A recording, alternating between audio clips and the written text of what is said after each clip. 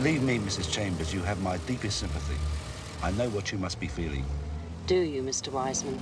Of course, my dear, your husband Joe wasn't just an employee. He was also a very close personal friend. Really? He never said. Oh, yes, well, I mean, that was Joe, wasn't it? You know what I mean? Discreet, loyal, stumm, a nice man, God rest his soul. Believe me, he's a great loss, a tragedy. I trust you had him well insured. Yes, there is a policy. Yes, well, a person has to protect themselves against the wicked tricks of fate. Very sensible. One of us had to be. I'll take care of the funeral expenses, help you to organise things. It's the least I can do. I just want to help. And a man should be laid to rest with dignity. Dead. In Hertfordshire, there are major sewer repairs. Well and truly. A little furry pancake. Needed a shovel to lift him off the road. What do you expect? 20 ton of articulator lorry you can't argue with. I bet the wife's upset. Think he was human the way she's going. Gotta get attached, don't they? Yeah. I hope this isn't going to take long. A small formality, my dear. All you have to do is sign a few papers and leave everything to me. Don't worry. You got a meet or something? No, I just wondered where Terry is. He's usually in here by now. Well, he pulled that blonde sort that was in here last night after you left. He's probably sleeping late. Sleeping? I don't know how he does it. Really, the boy's obsessed with crumpet. I think he's after the Queen's Award for Industry, and it drains his strength. It interferes with business. Got no consideration at all. And what were you doing when you were 20 years younger, Arthur? That is not the point, Dave. Isn't it? You know, Terry, as lovers go, you're not too bad. Yeah, well, I practice a lot. On my own, you know. Anyway, I thought we were going to have a bath before we did all this. That's right, yeah.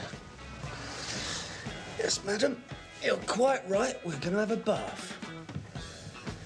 But you get the end with the taps. My hero. I'm sorry we can't accommodate your late husband here on the premises, Mrs. Chambers, but as you can see, we are rather full. Well, I don't know what I'm supposed to do about it. I can't have him at home. I've got my mother staying. She and my husband hated each other. To have him lying around the house yet again would be just too intolerable. Perhaps we should try somewhere else. Forgive me, Mrs. Chambers, but this is not the kind of thing you shop around for, my dear. And Mr. Medhurst here does a lovely funeral, believe me. Medhurst. Forgive me. And he's already handling the arrangements for bringing Joe, God rest his soul, back into the country. Yes, but what about the body? Well, that's not a problem. I will arrange a dignified place of temporary rest. What are friends for?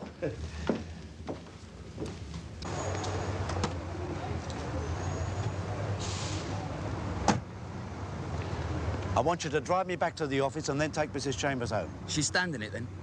What, do you think I make a living by being a bad judge of people? She's a million. Yeah, but Arthur Daly.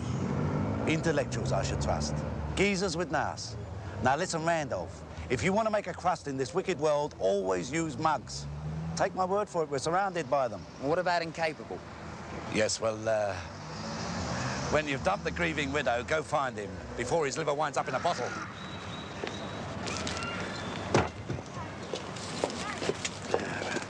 Oh, I'm so terribly sorry, madam. Oh, God. Would I could make contact with him, madam. If perchance you have his ear, so to speak, perhaps you could say a few words on my behalf. You're disgusting. I'll have you know I was once a professional man of some repute. And a fellow of the Royal College of Surgeons.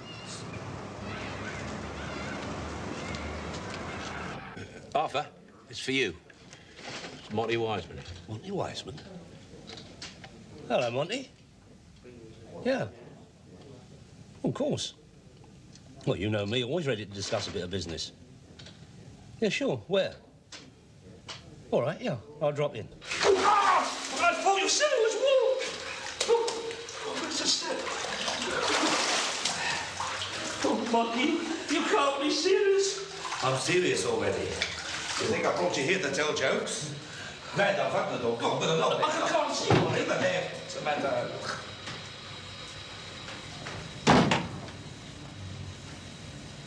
Oh, I don't think I feel very well. I'm not surprised. Look at you. Look at you. You're an affront to nature. A bottle on some laboratory shelf you'll end up in. That may well be, but my brain is in very good condition. Well, Arthur, have the good sense to have a trade. So much money you got, you couldn't use a grand for a few hours graft? Grand? Do you want to haggle? Oh, no, but there are, one or two things to consider. Cash, ready in the hand, no VAT. What's to consider? Well, I mean, it is a bit, I mean, why can't you handle, well, not handle, but deal with it? Well, it's the wife. Nervous disposition. I mean, a thing like that lying around the house. You understand, it's not nice. Anyway, Joe, she didn't know. Oh, he's not a relation, then? He's not even the same religion. But if he's not a relation, why are you, you know? Well, close personal friend, no family. What could I do, Arthur? A man must be laid to rest with dignity. Dignity? In my lockup? Well, he won't be complaining, will he? Arthur, last time I saw a pair of legs like that, one of them had a message tied to it.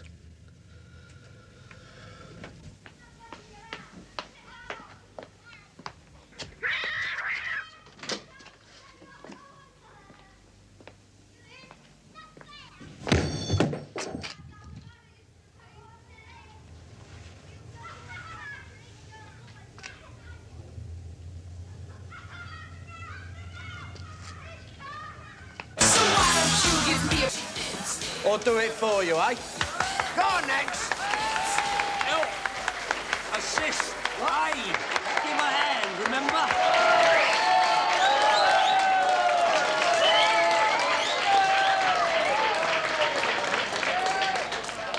Great, come in. Get some of that down you. Thanks. Well done, my dear. You're Arthur, right? Such is my name. Oh, sorry. I thought it was Arthur. It is Arthur. So who's such? Pardon? Terry, what is happening? I seem to be missing something. Oh, no, not at all. Come on, what about this job? Don't be daft, spit it out. Well, look, we've got to go to the airport tomorrow and pick someone up. Or someone who's flying in. Will have been flown in, yeah. That's no problem, is it? You got your motor? No, it's not that. It's a little bit more complicated. You see, he's a bit incapacitated. Oh, an invalid. Yeah, you could say invalid, yeah. A wheelchair job, is No, it? no, not wheelchair, but he is very, very ill. How ill? You could say terminally. Terminally? Well, to be really accurate, I mean precise, he's dead. First, I make a central incision in the abdominal wall. That is, of course, unless my hand slips. Then I open up the peritoneum, and having completed my examination, remove the offending organ, and then shut the wall. Here, you seen incapable? No. You? You seen incapable? Justice. Now, let me get this straight. Monty Wiseman is paying you 500 quid to collect a dead mate of his, and you are going to keep the body in your slaughter. Well, you can't turn down that kind of dough, Terry. If I didn't know you, I'd think it was a wind-up. No, it's serious. You're dead serious. Yeah. Oh, Terry, please. Monty Wiseman ain't got any friends. I mean, Monty Wiseman is so crooked, he'd nick the rings from under his mother's eyes. I mean, if he's parting with a monkey, there's got to be a catch. So young and yet so cynical. Look, the man is a close personal friend. Even the Monty Wisemans of this world are entitled to a moment of genuine grief. Look, if he was grieving, he wouldn't be dumping his friend in your slaughter, would he? He's not a slaughter, he's a warehouse, Terry. Unfortunate term in the circumstances. One of us must be drunk.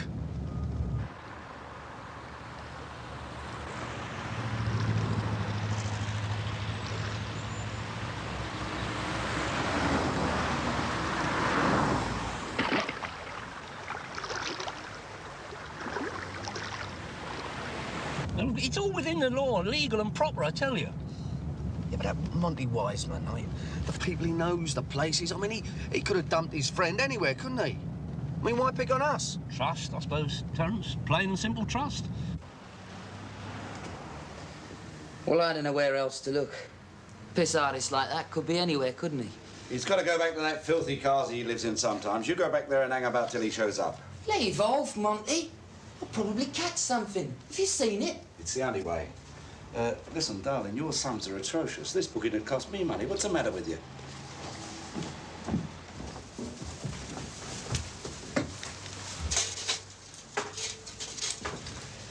Listen, Mont, you sure about all this? Randolph, possession is 9 points of the law, right? So they say. So, if we run into a little difficulty, who's in possession? Arthur. Right. Look, shut. Huh? Maybe it's been a bad month for death. Terry, I'm not sure what their opening hours are. Listen, what this geezer die of, anyway? Heart attack on a boat on the way to Malta. According to Monty. And that's why the departed has got to be flown back so that his mortal remains can repose somewhere till Monty makes arrangements for the funeral. Yeah, but shouldn't his mortal remains repose in a place like this? Yeah, well, I mean, perhaps there's other company in there. Or perhaps Monty wants to mourn in private. I don't know.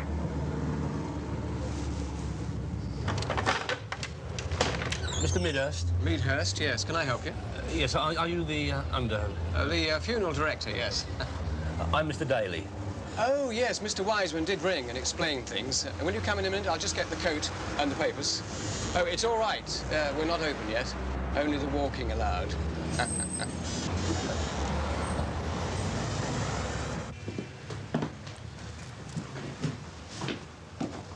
Will you be accompanying me in the van to the airport, or do you have a car? No, we'll just follow you up in the car. Oh, I see. Now, I understand from Mr. Wiseman that you are in some way related to Mr. Chambers. Mr. Chambers? The deceased. Oh, yes, distantly second cousin. We've never actually met, socially, that is. Oh, I see. Still, it's never pleasant, is it? Well, I'll get my coat and we can be on our way. What was all that, then? I didn't know Monty was going to tell him I was a cousin. You better read that. What to do after death? Oh, Terry. This don't seem right to me, Terry. That's what I've been trying to tell you, innit? No, not that. It is. I mean, it should be us. And blokes in dark suits. I mean, look at that undertaker. He's wearing a sports jacket. Anyone would think we'd come to collect furniture. No respect these days, Terry. No respect at all. Well, I shouldn't think it would upset your second cousin too much. Mr. Daly, it's all in order. They're bringing the body out now. Well, go on, then. Come with me.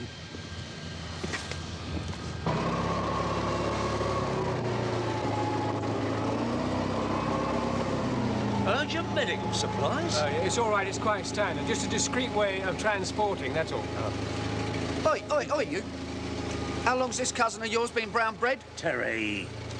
Well, it could be unhealthy, couldn't it? Well, actually, the body was embalmed at the port of call. Well, that's a relief. If you could just give me a hand to load it up. Yeah, well, we're going to have to move the transit, aren't we? The key's in it. Look, Terry, no, I'll do that. You help Mr. Meadhurst.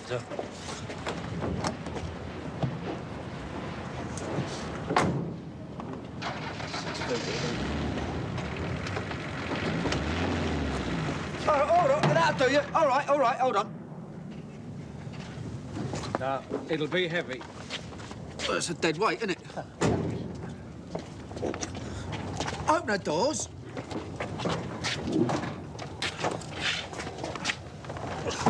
Right. Give it a shove and it'll slide inside. Right. Oh, my God! Bloody hell, Arthur! Yeah. Sorry, mate. That's all right. Not you, him.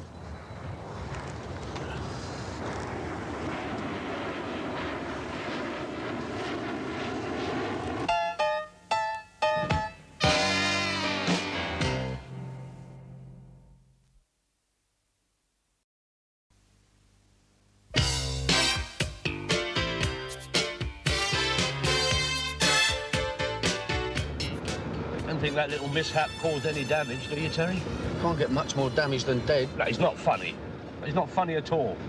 That is the kind of irreverence for the human condition I find totally offensive. Especially at 500 quid a time, eh? Oh, yeah, how much am I getting out of that? Oh, well, that depends on how long you have to spend with the late lamented Mr. Chambers. Do what? Oh, sorry, didn't I tell you? Monty wants someone to watch over his poor perished pal while he makes all the arrangements, you know. He wants someone to sit with him.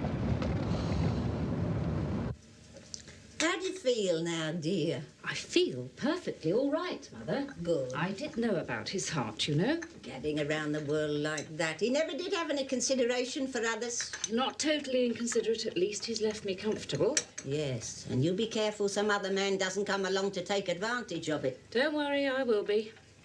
When did you say the funeral was? Tomorrow. Nice of that Mr. Wiseman to help out. Convenient, yes. No, Arthur. Definitely not. There is no way I'm going to sit minding a bleeding corpse. Just for a short time, Terry, until Monty can make other arrangements. Are you deaf or something? No.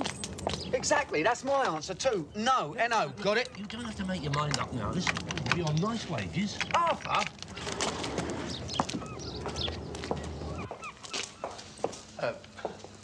Not here, surely. Well, it is only temporary, you know, till Mr. Wiseman makes other... Well, I'll just make some room while you and Terry... Well, it's not very orthodox, Mr. Dahlia. Well, I do believe my late cousin was not famed for his formality. But it's all right, isn't it? I mean, there's no lawful reason why... No. Good, good. Well, don't stand there, Terry. Give Mr. Meadhurst a hand. Oh, and move my car out of the way and lock it.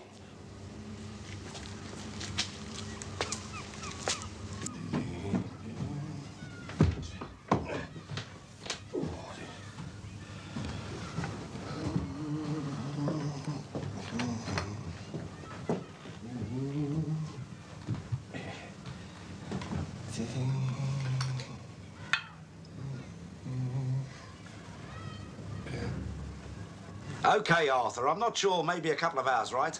Just make sure he's not left on his own. I'll be off then. Hold on, I'm coming with you. Yeah, but Monty, Monty? Wait, come on. Monty? Oh, God. No, Arthur. Look, it's only for a couple of hours, Terry. Arthur, not even for 10 minutes. I tell you what, look, 50 sobs. No, I can't say fairer than that. And that is on top of the pony I've already given you. No. 75. 100? Done. Cash in your claw. Soon as Monty weighs in, you can collect. You have my committed word. No. I mean, he's probably going to knock you anyway, isn't he? Besides, I've got a mate. Hey, you've got a meet? Yeah, I promised Nancy I'd take her out for a cuff. A drink? That's charming. That is nice. I am in Stook and you're going birding it.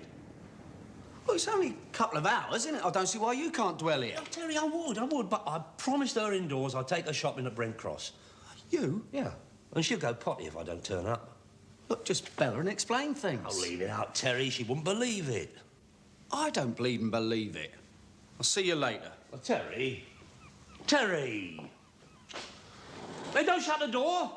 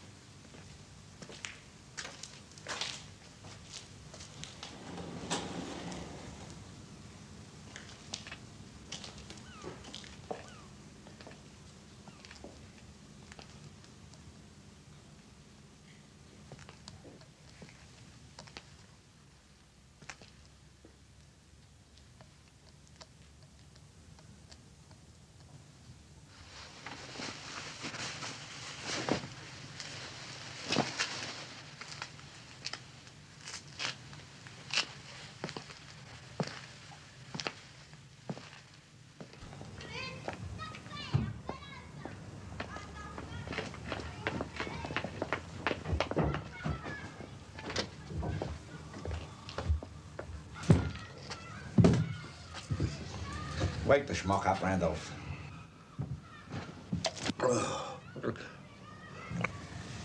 He's well zonked, Monk.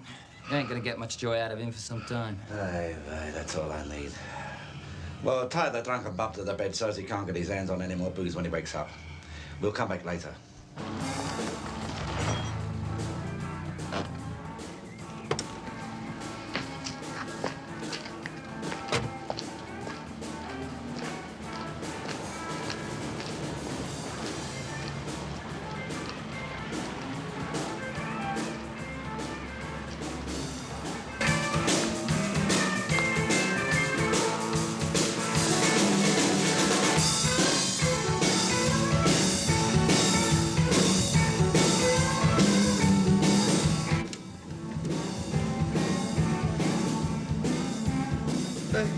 Terry. Ooh, what are you doing here? You invited me, remember? Oh, that's right. Come on in. Come here. It's all right, isn't it? Yeah, the door was open, so I just came up. Oh, yeah, don't worry about that. It's an open house. It's a squat. Everybody's welcome. Everybody? Well, not everybody. I don't want to be your plaything for another hour, you know. There's a drink over there if you want one. Just help yourself. Or, you want something else? Listen, do you have to smoke that crap?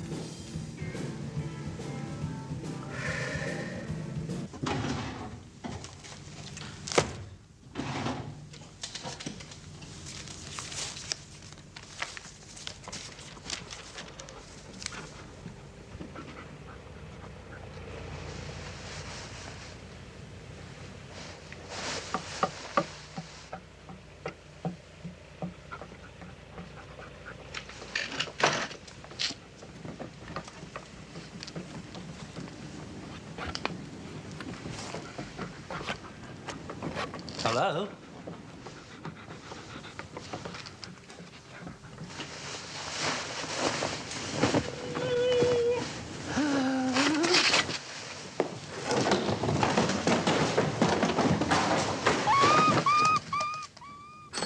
Hello, Wiseman Enterprises? Mr. Wiseman, this is Mr. Meadhurst. Oh, hello, Mr. Meadhurst. What can I do for you? Well, I'm afraid we have a little problem concerning the late Mr. Chambers. Problem? What do you mean? What problem? Well, I've had a phone call from the coroner's office requesting a post-mortem. I have informed Mrs. Chambers. Just a moment. How come the coroner knows about my friend? Well, you've probably forgotten, but I did explain to you that it is incumbent on the funeral director to inform the coroner. A courtesy call, you said? Well, yes, but I'm afraid I shall have to collect your late friend and deliver him to the mortuary in order for the post-mortem to be carried out. That is the law, Mr. Wiseman, and there's nothing we can do. Randolph! I'm afraid the funeral arrangements for tomorrow will have to be cancelled, Mother. Can't rely on the man even when he's dead.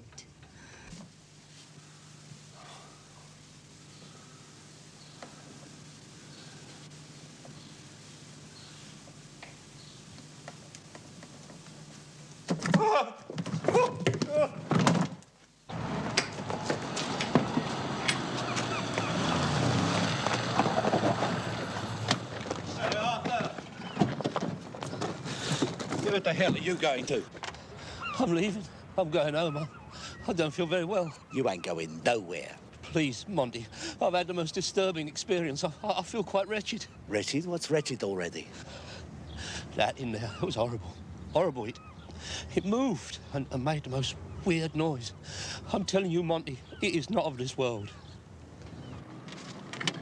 Have you been drinking? Drinking? Come on. No, Monty. You're tampering with the forces beyond the pale. Where is it? Over there, on the pet food. The undead. It's not natural, Monty. Shut up, Arthur. Give us a knife. No, Monty, please. I've read my Dennis Wheatley. You are dealing with the supernatural. Ouija, ectoplasm, that sort of thing. Evil beyond man's understanding. What are you? Crank or some kind? Here, Arthur. This casket is zinc-lined, hermetically sealed with solder. Nothing has got out of here, and that includes the undead. Look, Monty, I know what I saw, I know what I heard. I'm not an idiot. Yeah, Arthur. Now, listen, have you got a roof rack or something around here? Roof rack? Yeah, they go on top of cars to put luggage in. I know what a roof rack is. Well, have you got one, Arthur? Well, as a matter of fact, I do a very nice line in roof racks. I can let you have 24 at cost We price. only want one. Well, get it. We've got to shift this right away. Shift it? Why? Because they want to commit unspeakable indignities on my friend here. Unspeakable indignities? Yes, Arthur. And that I cannot allow them to do. Who? Interfering bureaucrats, that's who. And feeling schmucks. The coroner wants to slice him up. But that's official. I mean, you can't just hide a body. You want a bed? Where?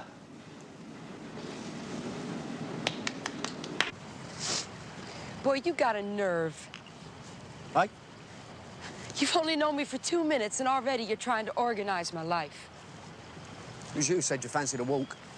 What about that hassle with the dope? Well, what's a good-looking bird like you need with that crap, eh? You see what I mean? Lectures already. You want anything stronger than grass? What's that got to do with you? God, you're beginning to sound like a cop. Look, if you want to be used and exploited by the slags who deal in that crap, all right, rock on. I mean, you won't be the first rock and roller to sit outside Boots in the dilly with her tongue hanging out, will you? You see what I mean? Now he's a social worker. Oh, no, he's a social worker. Come here. I beg your pardon? Come here.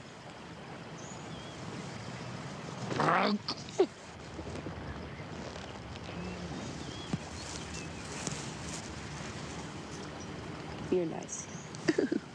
Yeah, a little bit old-fashioned, but nice. Not like most of the guys I meet.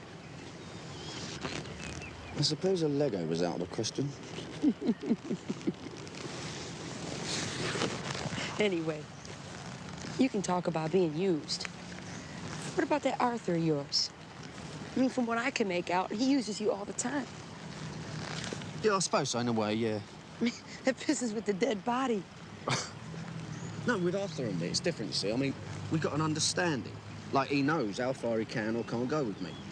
What I'll stand for and what I won't. He won't stand for it, Monty. I'm telling you, he'll go potty. Well, let Randolph worry about that, shall we? Do me a favour, Arthur. Stop whining about Terry.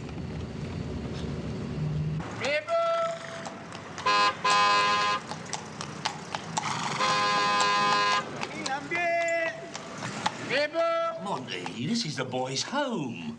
I mean, nobody likes strangers parked in their living room, especially dead ones. Ah, you're right, Arthur. Randolph, slap it in the bedroom, it'll be easier. Oh.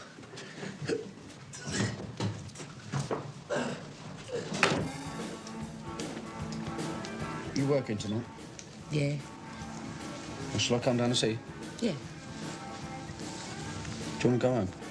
No, I can't go back to my pad. The boys are going to be all over the place. Let's go to mine, then. You two all right? Well, I'll have another one, yeah, Nance. Oh, no, thanks, not me. Don't need it. Well, you look nice and jolly. I had a bereavement in the family, ain't I? Oh. Our old Tom, he got run over. Tom? A cat. Oh. Fond of it, were you? Couldn't stand the bleeding thing. Oh. Well, I'm afraid I don't understand, Mrs. Chambers. You say that Mr. Wiseman never told you where your husband was. No, he didn't, and I can see why. And that Mr. Daly, the man who accompanied me to the airport, is in no way a relation. Don't you think I would know if he was? Well, yes. Yes, of course, but it does all seem to me to be just a little odd. Odd is hardly an adequate term to describe the fact that my late husband has been parked in a garage, Mr. Meadhurst. Oh, well, I can assure you, Mrs. Chambers, I naturally assumed... Yes, I know it isn't your fault. But if there's something funny going on, I would like to know about it. Funny? It could affect the insurance policy.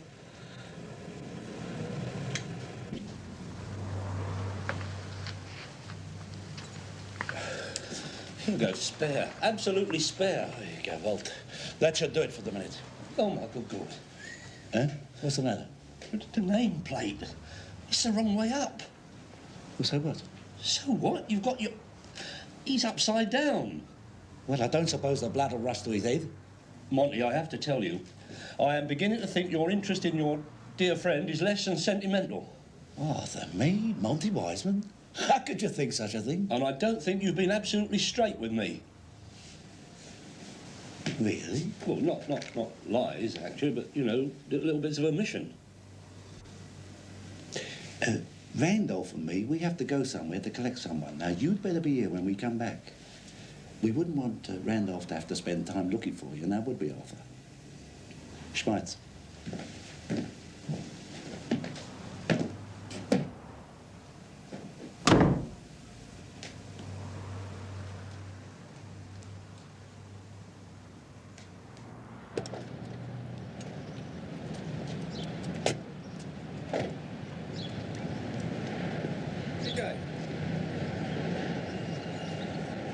Can I come?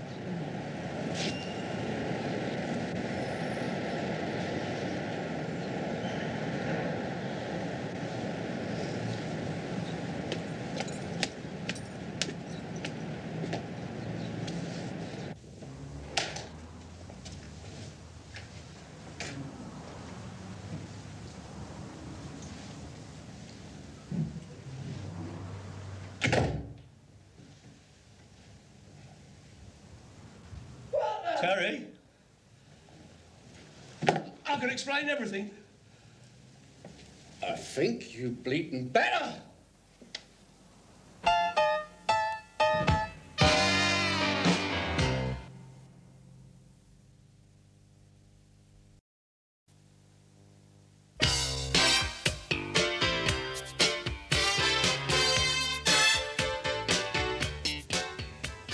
Now that's it, Arthur.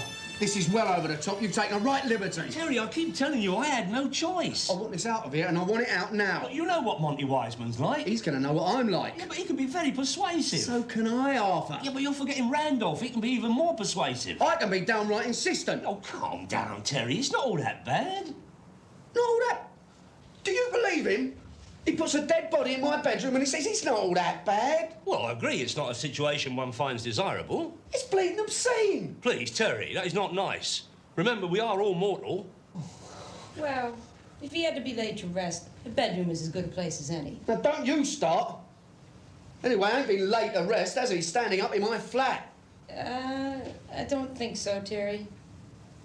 You've even got him on his head. No, that wasn't me. That was Monty and Randolph done that. That bleeding Wiseman. I'd hardly call him wise. A little bit of levity, Terence, just to try and get the situation into perspective.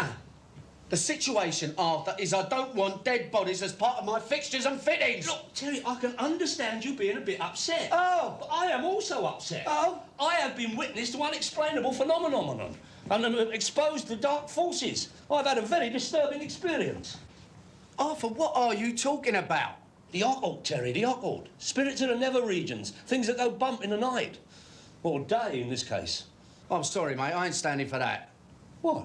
Arthur, I know you. It's me, Terry, right? He's going to tell me some lunatic story and then expect me to think, oh, well, it's poor old Arthur, I'd better help. That has no bearing on the matter. It happened. I even passed out. I fell and hurt my head. Look, Phil. I'm not interested, Arthur. All right, have it your way. I was obviously wrong to expect a sympathetic hearing from someone I've always thought of as a friend and a confidant. God, don't you ever stop. All you're thinking about is the dough you're going to make out of this lark. I'm glad you brought that up, because it did cross my mind, and I dismissed it immediately. But as I say, I had no choice. And now that he's a fait accompli, I think it only fair that you should have half the fee. Arthur, will you get it into that thick head of yours? Something is very dodgy here. Well, I did say to Monty I didn't think he was being entirely frank with me. Look, just think about it, eh? Why won't he let the coroner get his hands on his late friend, eh? What's there to hide? I mean, there might not even be a body in there. Could be full up with dope or something. And we could be in right stock if this all comes on top. Well, let's open it and find out. No, we mustn't open it. No, Terry, no. Not wise, man. Pardon? Look, nobody's opening anything, right? I'm going to run you home, and then I'm going to sort out Monty and Randolph, the Red-Nosed Ranger. And you are going to stay here in case I miss them. No, I'm not staying with Thingy, not after what I've been through, Terry. It's like you said, innit? What? You've got no choice. Come on, Curly. Don't worry, Arthur. Just keep a stiff upper. She's American.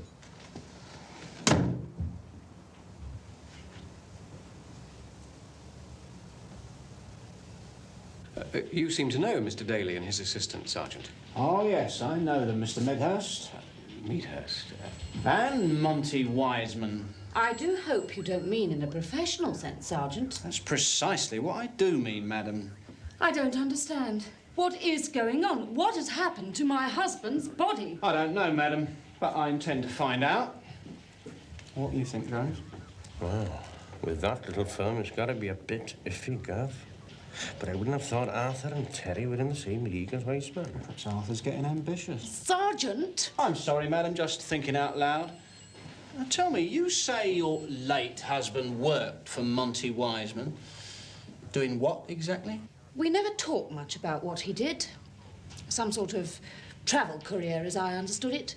Mr. Wiseman has a travel agency, you see. And that's not all. Sergeant, I demand that something be done about this. I couldn't agree more, madam.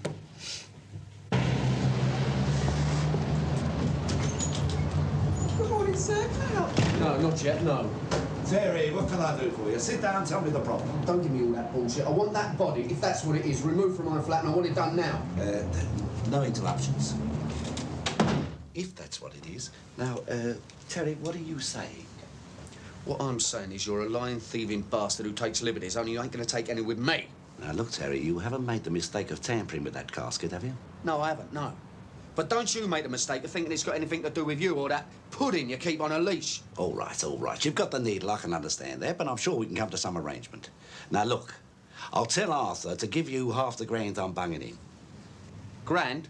Well, I know it's generous to afford, but what the hell, a favour's a favour, right? Wrong. That is not staying at my gaff at any price. Now, don't be unreasonable, Terry. I mean, 2 hours, that's all, no longer. You don't even have to go back home.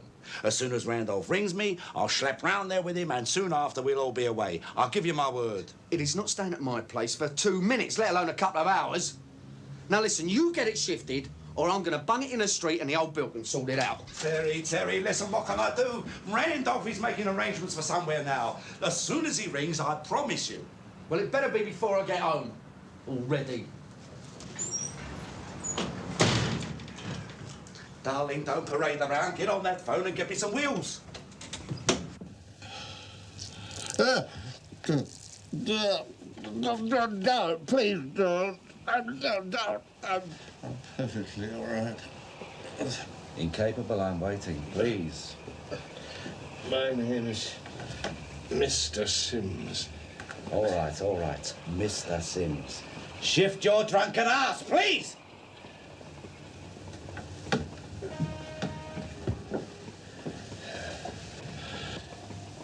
Come on, you look lovely. And don't forget your toolbox. I'm not going to do it.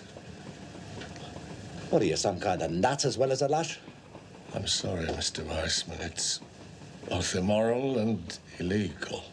Can you believe this schmuck? Listen, you won't even have to worry about slipping with the scalpel on this one. The man's dead already. I'm sorry. The answer has to be no. Oh, come on, get hold of him.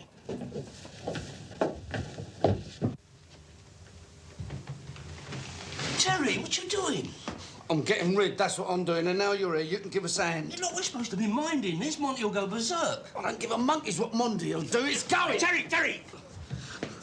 What you going to do with it? I don't know. Dump it somewhere. Dump it? Terry, there's a human body in there. You know respect. They teach you nothing in school assembly. What's up, Arthur? You worrying about the grand that Monty promised you? That is not the point, Terry. It's a matter of human dignity. This is sacrilegious. And what will he think? Have you thought about that? Look, just get the other end up. Otherwise, I'll drag it out by myself. Get the other end. Come on. Careful. You're making a big mistake, Terry. You're not thinking. I mean, if anything goes wrong, it's all legal and proper, isn't it? I mean, we're in the clear, but if it goes missing and the old Bill gets involved, we'll be in right trouble. Look, just move it, will you? Turn round, it'll be easier. Wait. Hang on. Come on. Wait. Let us spin it. Go! Terry, you've gone and done it again.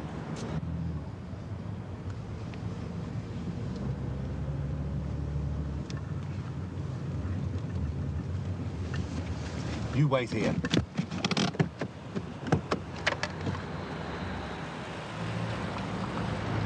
So, what is this desecration? This was not my idea, Monty. Tell him, Terry, tell him. I'll have your legs for this, Arthur. You're going to have mine as well, then. Randolph, Arthur, take this back inside. Hold on. If you'll pardon the expression, gents. Over my dead body. Monty.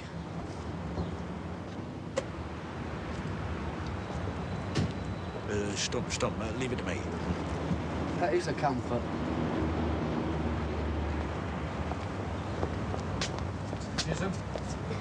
What the hell's going on here? Mrs. Chambers, I assure Are you responsible for this? Good gracious me, no, it was him, you see. You bastard! You bastard!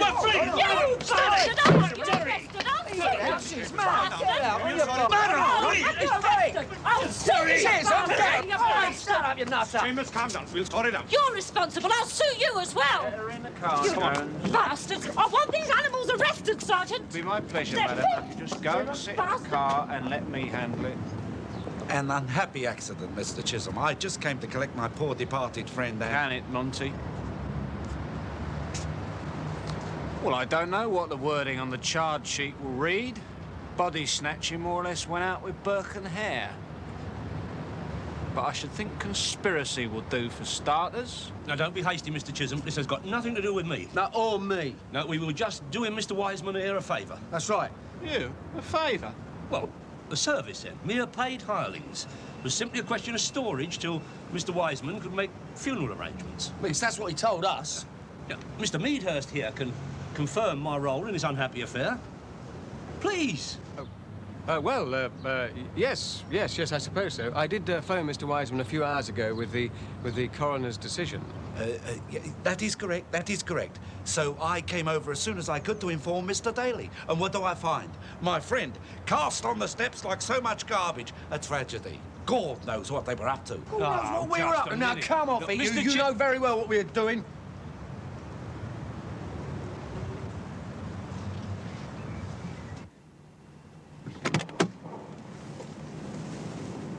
Well. Incapable.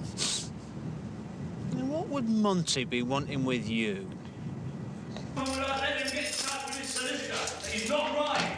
The Aurora lady is forced into dancing to get in touch with someone. I have been held in custody for over 24 hours in a cell. That is an affront to human dignity. Not to add the citizen's inalienable right to adequate toilet facilities. I shall be getting in touch with my MP for a clear case of police brutality. Not to mention the Will fact you that... turn it in? It's your bleeding fault. Oh, God, what's her indoors going to say? Telling you had a bad case of coughing. No, Terry, this is no time for uncouth levity.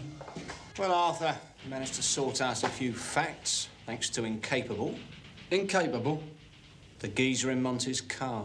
Oh, I'd like to say neither Terry nor me never met him. I know, Arthur. Must be your lucky day. Does that mean we can go, then? Do you know why Incapable is called Incapable? Well, no, how could we? Oh, that's right. How could you? Anyway, he used to be a surgeon. And one day, he went into the operating theatre, a bit pissed, and his scalpel slipped, and a patient died. So he lost his job and took to the source. Well, this is interesting, isn't it, Arthur? So Monty got hold of Incapable to perform an operation on his so-called mate Chambers, who was acting as a courier in stolen diamonds for the bold Monty, and used the novel idea of smuggling them inside his stomach. He swallowed them and waited for nature to take its course. Could I have a drink of water, please? Anyway, the geezer had a heart attack and Monty wanted his stones back. It's really strange. So how did you and Arthur get out of it? There was no evidence. They did an autopsy on Chambers but didn't find anything. Yeah. Even Wiseman got off.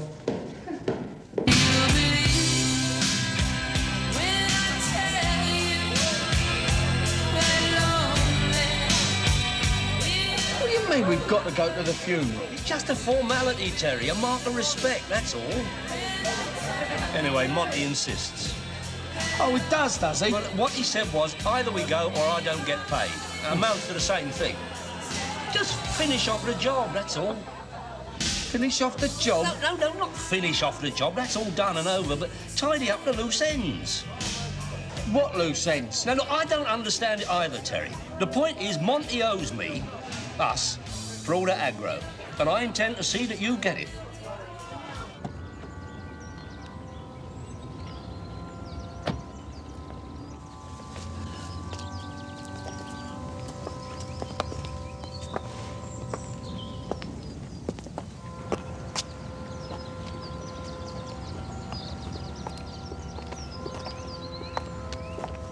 I am the resurrection and the life, saith the Lord. He that believeth in me, though he were dead, yet shall he live. And whosoever liveth and believeth in me shall never die. We brought nothing into this world, and it is certain we can carry nothing out. O let thine ears consider well the voice of my complaint. Lord, who shall dwell in thy tabernacle? Even he that leadeth an uncorrupt life and doeth the thing which is right. I go to prepare a place for you. And if I go and prepare a place for you, I will come again. I will lift up mine eyes unto the hills, from whence cometh my help. We commend into thy hands of mercy, most merciful Father, the soul of this our brother departed. And we commit his body to be consumed. And we beseech thy infinite goodness to give us grace to live in thy fear and love, and to die in thy favor. That when thy judgment shall come, which thou hast committed to thy well-beloved Son, both this our brother and we may be found acceptable in thy sight. Grant this, O merciful Father, for the sake of Jesus Christ, our only Saviour, mediator and advocate. Amen.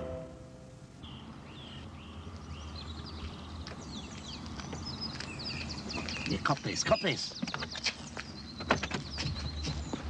Let's go. Let's go. What is that, Monty? They must have missed them at the autopsy. They had to be there in the mortal remains. And diamonds are immune from fire, right? Well, let's go, Schmeitz! If I didn't know better, I would have thought you were about to nick the ashes of the late Joe Chambers. Oh, leave off. I know, we're mere employees, Mr. Chisholm. Me? You've got to be joking. We were just going to spread the ashes on the river. Well, that's down to the widow, Monty. I love Joe as well, you know. A nice guy. A nice guy, they said, Terry. A diamond, Mr. Chisholm.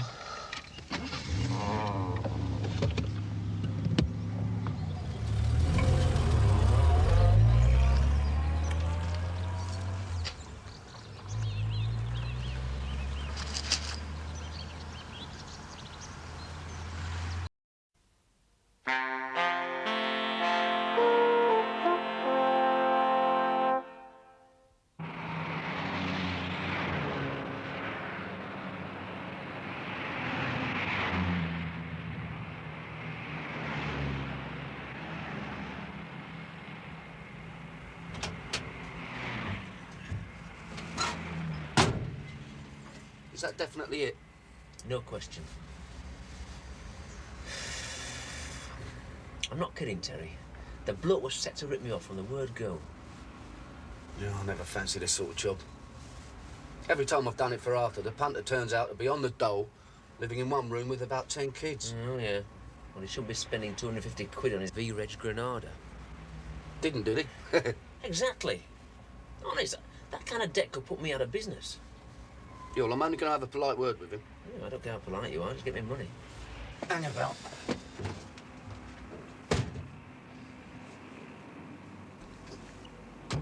Hey, Terry, that's not him. Can I have a quiet word, pal? From Mr. Merrick. No. I'm from Des. He wants to know when you're going to pay for that new gearbox. I'm afraid you can't just sit there, Sunbeam. He wants his money, and he wants it now. Oh,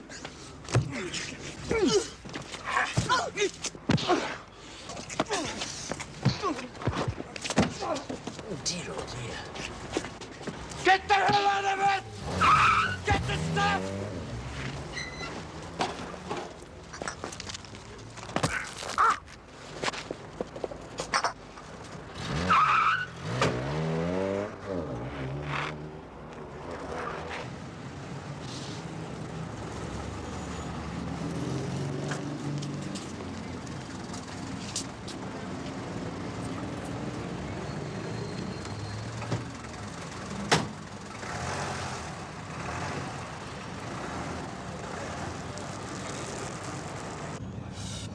excellent lunch. Very tasty. Now, I must say, I thought it lowered the tone of the place, serving up that fried bread. Crouton. Ah, now you're talking. Top-notch, that. I was going to suggest that we finalise things over another brandy. Where were you thinking of? I mean, it's well after 3. Well, we would go to my club, but it's being redecorated. Look, why don't we go to yours? I believe you mentioned it earlier. Ah. Yes. Well... Where do you go? The Winchester Club, please. Where? What? All right here, Miss Matthews? Yes, fine. I'll just order the drinks. Go ahead. Arthur. 2 large brandies, please. And Dave, better make it the good stuff. Would this be a cash transaction, Arthur? No, on the slate, Dave. And Dave, do us a favour. That depends, Arthur. Make it Mr. Daly, will you? Mr. Daly? Just for the day. Straight. Oh, and bring them over, will you? There will be a service charge. It's a bit bohemian, but the members like it. Yes, it's the sort of place I imagine small-time criminals drinking in. Your brandies, Mr. Daly? Thank you, David. You'll forgive me for not pulling the forelock, Mr. Daly, but the doctor has told me to leave it out on account of going blind. Bit of a character. In the past 3 months, 2 diamond merchants have been robbed in broad daylight. Now, on both occasions, they were carrying gems worth over £20,000. And on both occasions, they were travelling distances of not more than a couple of 100 yards. They were unaccompanied. Leaving themselves wide open, weren't they? On the other hand, one doesn't want to walk around the garden with a couple of uniformed security guards. Oh, no, of course one doesn't. Dealing in precious gems is a delicate and complex business, Daly. Large sums of money changing hands, sharp fluctuations in the market, heavy gains, heavy losses. Discretion is essential. Large sums of money changing hands. Heavy gains. Rest assured, Mr. Matthews, you and I speak the same language. And I can supply you with just the help you need. Good. There's a phone message, Mr. Daly. A certain Desmond calling on behalf of Mr. Terence McCann to inform you that Mr. Terence McCann has landed himself right in it. David, you must stop pulling my leg, or I'll have to report you to the committee. I am the committee. Helping him! Helping him! That's what really hurts. Oh, cheers, Arthur. Arthur, Des is skint, right? Now, this bloke owes him money for work he did on the motor. And don't talk to me about hurting. But this fellow was a real wimp. You know, one look at Terry would have paid up. Oh, yeah? What happened? No, don't tell me. He'd taken a crash course in karate since the last time you saw him. He was a different fella. Look, I chanced on the motor a couple of streets from my gaff, right? So I go and tell Terry, and we go around and wait for the fella to turn up. And when he does, it's not him. And where were you during this fracas? I did my best. Yeah, snug and cosy in the van, I bet. He's been taking notes from you, hasn't he? Oh, I know about his lot. They have to buy jocks to score their goals for them. I don't like football, as it happens. Well, you're still a bloody hooligan. Look, keep your choking, Arthur. It's not that serious. It's just a fracture of a small bone there. I'll be back to normal soon. Oh, yeah? And what am I supposed to do in the meantime? I mean, you are my meal ticket? Employee. Get out. Look, I've been knocking myself out for the past 2 days to get you in with that diamond merchant. Look, couldn't the doctor take it off just for 1 day? How far up does it go? Man, get off! Get off! Well, I assume you'll be fit enough for your 2 hours at the boozer tonight. Oh, do leave me alone. I'm not a well person. Oh, God. Well, get yourself halfway human for tomorrow morning. Oh, Arthur. What? I was just wondering, you know that gasket I put in a couple of months back? Could you see your way to... What? Oh, nothing. Just a thought, that's all. And so it shall remain, Desmond, my son. So it shall remain. Wait, Des. Are you certain you didn't know that geezer? Or his mates? I swear to God, Terry, that wasn't the puncher I put the new gearbox in for. Yeah, he must have sold the motor, the rotten slag. I'll just drive round the block, he says. Yeah, see how it feels. 10 minutes later, I'm still waiting there like a right Nelly. Mind you, if I'd known you were walking into that ruck, I'd never have asked you. I mean, I'm sorry, Terry. I really am. If there's anything I can do for you... Well, there is, as it happens. What? You can buy me a beer. Terry, don't be silly. You're not a well person. That's medicinal, isn't it? No. Trouble is, I've still got this problem. What problem? Well, that 250 was my last chance. I might have to shut up shop. It's as bad as that. No. Right, listen, make sure you finish my motor first, all right? Well, thank you for your sympathy. Hello. You. It's nice of it. Hey, you wouldn't mind bugging me a bit in advance, would you? No, it's a favour, isn't it? Well, anyway, I'm skinned. I'm sorry, mate. Do you want to sit No, down? Baz. No, I'm all right, thanks. I think you ought to, a man in your condition. You're talking about a man in my condition. Pregnant, you know. Get out of here. The point is, Terry, you'll be on wages tomorrow. You know, with that diamond fella. Desmond, you've got to bear in mind that Arthur knows nothing about the Trades Description Act, right? What? Well, if he says we're taking Fleet Street by storm, I know that I'll be minding the local newsagents for the next couple of days. So we'll see about diamonds and wages and all that tomorrow, right? Get off! All right, be like that. No, I'm sorry, it's me, all right, that's all. Look. How'd you do that then? These two silly sods got themselves into a fight with some young fellas. Is that funny? Oh, it wasn't so much a fight as a... No, it was a bleeding ambush, wasn't Yeah, it? an ambush. McCann got ambushed by a young fella. Where can we find him, Terry? They weren't that young. Yeah, we're moving in the wrong age group, Carol. Yeah, let's leave the poor old devils in peace. They probably want a nice, quiet game of dominoes. Hey, Carol, you can shuffle my dominoes any time you like. It's not a bad idea, that. Do you fancy it? What? A game of dominoes. Eh? Or do you prefer a crib? Hey, how about a game of darts? Desmond? Who was it that said the only way to eat well in England was to have breakfast 3 times a day? I've no idea. His odds on it was the last thing he ever said. Where are we meeting this man of yours? Oh, his favourite bistro. He generally indulges in a little coffee and croissants about this time. Oh, we've got a ticket. Bacon sandwich and a large tea without, please, George.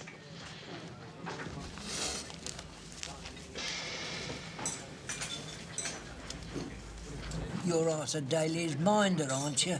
That's right. Good name. I heard a couple of youngsters caught you on the hop. That'd be how you got that arm, I suppose. No. Had this arm all my life. Speak of the devil. Hey, leave that. Terry, come on. That's right. Let's not keep him waiting.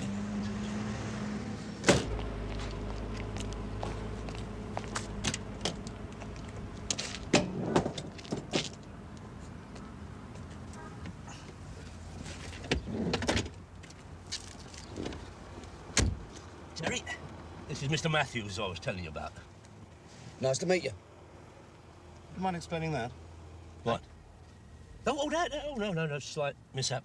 Nothing serious. 100% otherwise, eh, Terry? Yeah, I'll get the plaster off in a week. Oh, the hands. There's obviously been a misunderstanding. I thought I'd impressed upon you, Daly, the seriousness of this job. We're talking about moving diamonds worth tens of thousands of pounds. We're talking about safeguarding them against experienced, violent criminals. And you bring me a man with a broken arm? Mr. Matthews, please. It's not good enough, Daly. Just leave us for a minute, Terry, will you? Look, Mr. Matthews, I quite understand your reaction. Ow!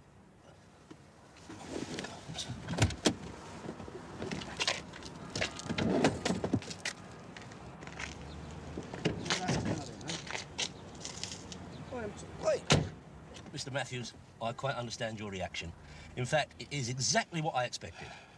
But you see, it's his pride.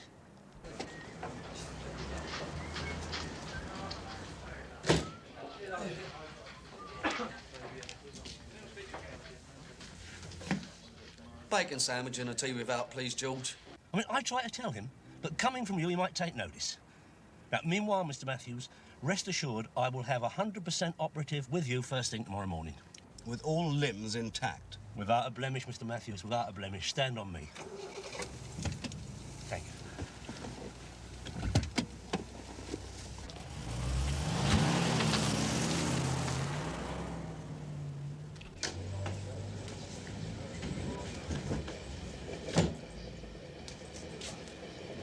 Well, you blew that, didn't you? God, look at the state of this place. You always were a bit of a beatnik at heart, weren't you? Oh. Your mate didn't seem too happy, did he? Well, I'm afraid you, or rather we, lost ourselves a nice little earner there. The wages from that job would have spoilt the cut of your soup, that's for sure. Yeah, well, back to normal next week. Well, I think we'll have to consider you off sick from now on, Terry. With sick pay? What? Sick? That's not what you call sick, is it? That's more your self-inflicted. Self-inflicted? You can't expect money for that, my son. I must go. I've got to see Lenny Bowman. What you seeing Bowman for? No, just keep it in the swim, Terry. Just keep it in the swim. I believe he's opening a string of discount massage parlours. Discount? No, him, it's probably self-service. Yeah, that'd be enough of that. Oh. Next. Take a seat, Ella. Can I help you, sir? Tell Lenny Arthur Daly's here, will you? I gave him a ring earlier. Oh, take a seat, Mr. Daly. Come.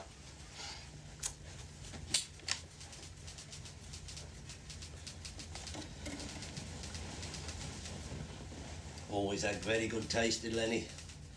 Very impressive, I must say. I'll get one of my bad days with my back. I'll be very tempted to get one of you young ladies to come and sort it out for me.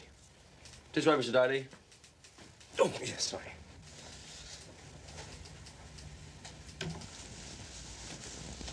Arthur, house tricks. Oh, not so bad, Lenny, not so bad. Hey, nice bunch of girls. What you doing, staffing your massage parlours? What? Oh, no. Hiring a new ticker.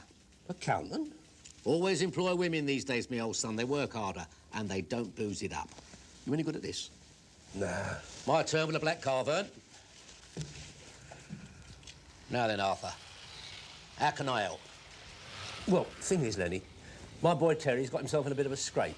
He's what you might call Ulster combat at the moment. Just when I need a bit of impressive muscle. And everybody knows you've got a lot of good boys, Lenny. Get it back on the track, Vern. Get it back on. So you fancy borrowing one of my boys? Yeah. No problem, Arthur. Yeah, tell you what, you could have Vernon here for a couple of days. He could do with an outing. For crying out loud, when are you going to get the hang of this, Vern? I'm sorry, Mr. P. Shall we say, pony a day, Arthur, eh? We'll settle up after. Yeah, all right. Very grateful, Lenny. Not forgetting expenses, me old son. My boy does like his grub, so keep him well fed. Oh, and Vern does all the driving. He can't stand being a passenger. I better shoot, I suppose. Have another with me, Terry. No, I've got to sort out my motor with Des. Go on and have one for the road. No, I'm all right, thanks. Yeah, Terry, if you're ever a bit on the boracic side, your credit's good down here, you know. Oh, cheers, Dave, but I don't want to start running up slates. I just want you to know, that's all. Is there anything else you want me to know? You'll laugh. It's dead comical, really. But I heard Arthur is going around with one of Lenny Bowman's boys. Eh? I thought it would amuse you. Well, no, Arthur had a meeting with Bowman. Nah, somebody probably just clocked him. He's got one of Bowman's boys grafting for him. Arthur? One of Bowman's... Leave it out. He's probably earning more than Arthur is already. I thought it would make you chuckle.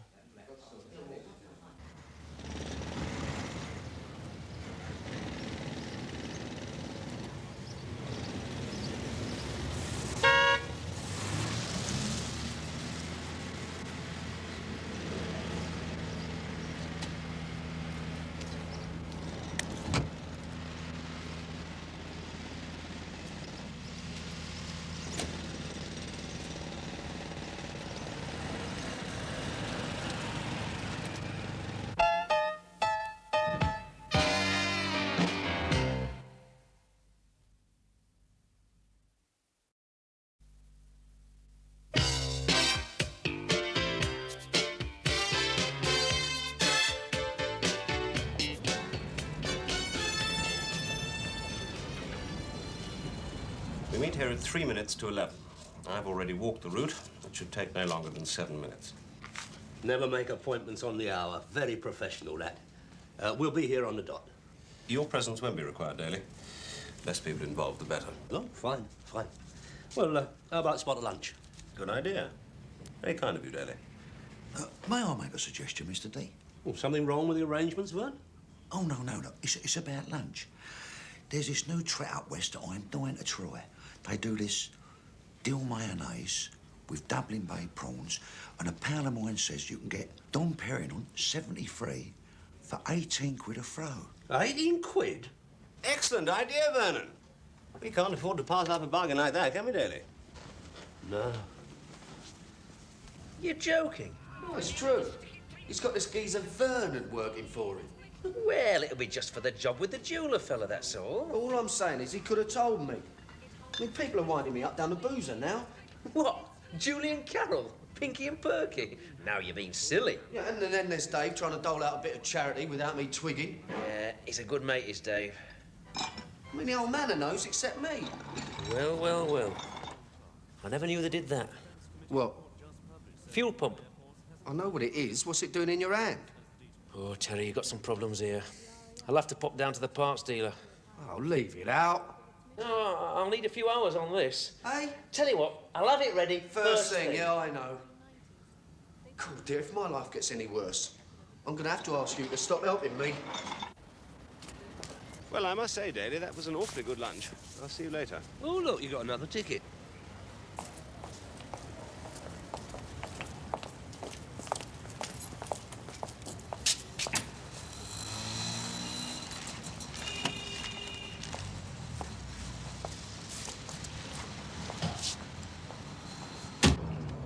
That's Madeira sauce with a poppyette de veau. That was a bit keen, but that's 73. That was sad. Not my saying at all, that. Bit of a sickener, I thought, that. Oh, dear, I am sorry. Must have been very hard forcing down 2 bottles of the stuff. Oh, for God's sake, Fern, there's no rush. I bung a bit more air in them back tyres when I get a chance, Mr. D. I can't seem to get this back into drift. Anyway, what's on the cards tonight? Coming back up west, are we? Tonight? No. Tonight I usually go to bed early with a glass of water and a dry biscuit. Especially if Earl indoors finds out what I spent on lunch.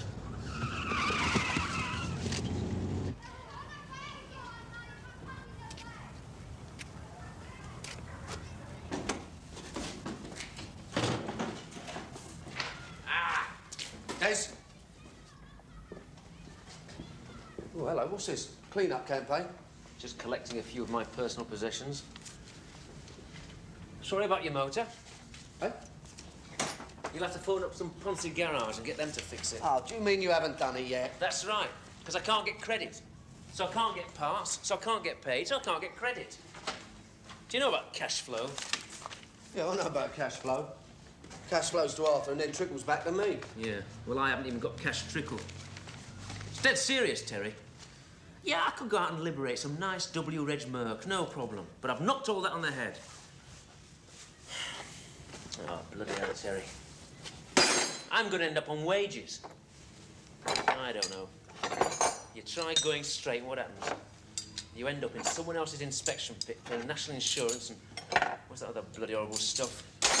Pay as you learn or something. Well, didn't know it was that serious, mate. An embarrassment, that's what it is, an embarrassment. Refuse credit on a few rotten gaskets. Wait, listen, I'll tell you what. We go back to that geezer with a Granada, right? We find out where he bought it, then we go and find that punter and get your 250 back. Come on, it's got to be worth a try, innit? Then maybe I'll get my Capri back at last. Ah, it's no good, Terry. Come on, let's sling our hook. No, let's give it another 10 minutes. Well, maybe he lives round here. You know, he was going to work. Night shift. Leave it out. Who the bleeding hell lives round here? I do, actually. Tell you about, what's that? Hey, that's him, innit? Yeah, that's him. Go on, have a word. What? No, hold on. Let him get away from the car first.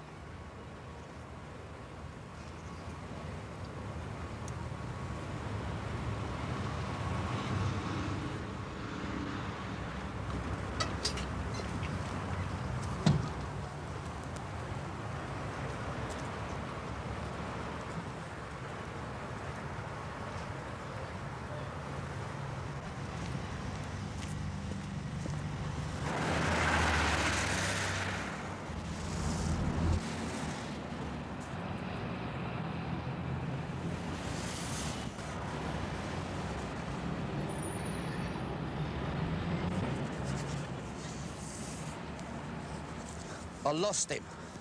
But I think he works at a gaff called Porton and Mackey's. Do you know it? Yeah, it's a big factory. They make pharmaceuticals. You didn't speak to him then? No, I didn't bother looking for him, you know. Might have caused him bother. I'll pop back again later when he's finished work. In the meantime, let's find Arthur. See if he can sub us, get that Capri back on the road. Arthur? Things are that desperate, son.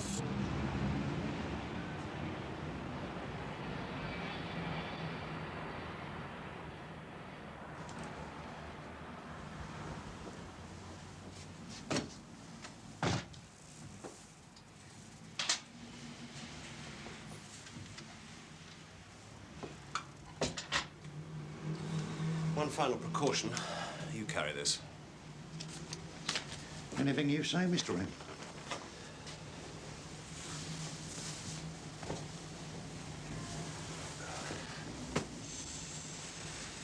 Right, let's go.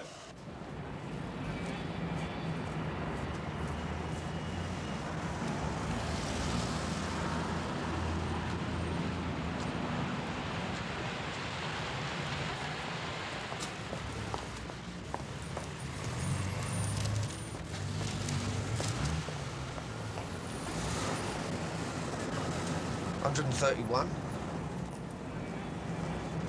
32, yeah, we're nearly there. Yeah. Isn't that Arthur? Yeah, there he is. Come on, move it a bit, Des.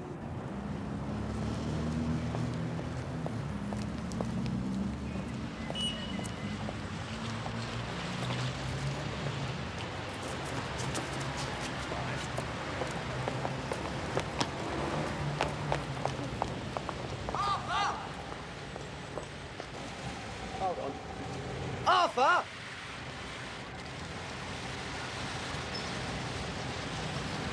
Look, I'll go and catch him. You park up.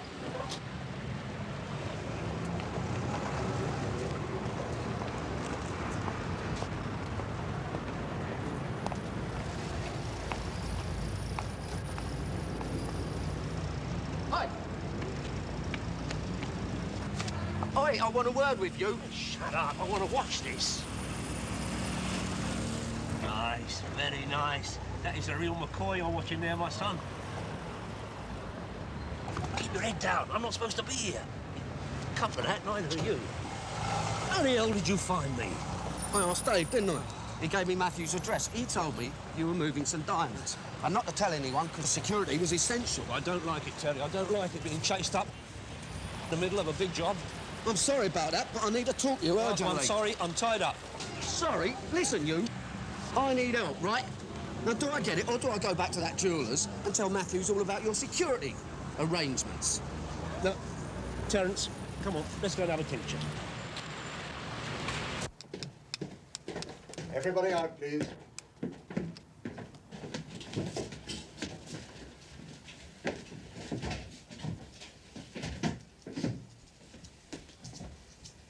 I promise I won't hit you over the head and run away with it.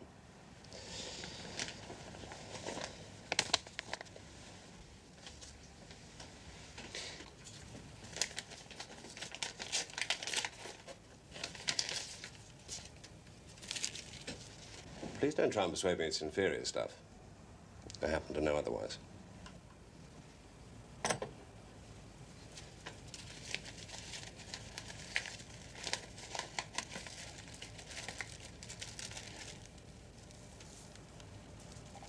There's a stone paper on the bench there. Open it. Carefully.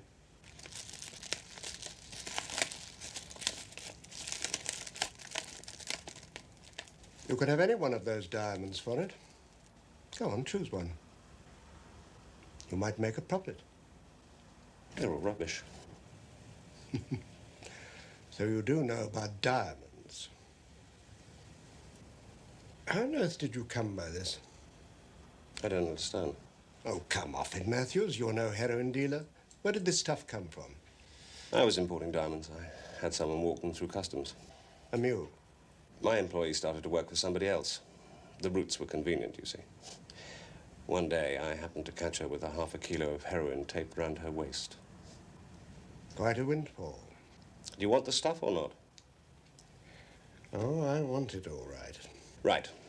Bring the money to my office this time tomorrow morning. No offices, no hotel rooms. We do all this in the open, where we can all see who's who and what's what.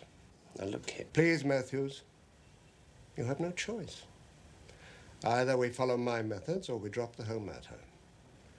And don't forget, The kind of people who lose half a kilo of heroin always find out who's got it in the end. So the sooner you get your money and disappear, the better. Agreed? Yes, agreed. I don't see those big Bond Street wheeler dealers coming to a place like this. All right, that'll do. Before you start, perhaps you might notify the staff as to today's correct mode of address. Is it Arthur, Mr. Daly? Or perhaps there's been a surprise announcement in the birthday honours list? Leave it out, Dave. Large vodka slimline and a brace of lagers for these two. What's all that about? Oh, Dave here has just discovered satire. Now listen, you. Two things, right? Now first, why didn't you tell me you were using this Vernon geezer? Oh, him. Yes, him. Now, what am I supposed to think when you go around on the sly employing other people, eh? Now, if I ought to be down the job centre, browsing, then you ought to tell me. Terry, you've got a broken body. Broken? I swear to you, it was just a one-off. I didn't think it was worth mentioning.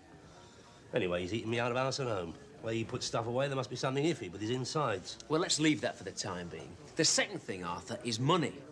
How dare you talk like that? It's hard times for all of us. That'll be 150, Arthur. Put it on the slate, Dave. Nevertheless, the second thing is money. What for? Pour down the financial black hole known as Desmond's Motor Repairs? Certainly not. I'll tell you what. You can call it an advance on my next wages, right? Now, if you're not prepared to advance me any wages, I've got to assume that you're not going to get me any employment from now on. In which case, I'm going to go out and find someone else, right? No. 20. No. 50. 50? 50 now.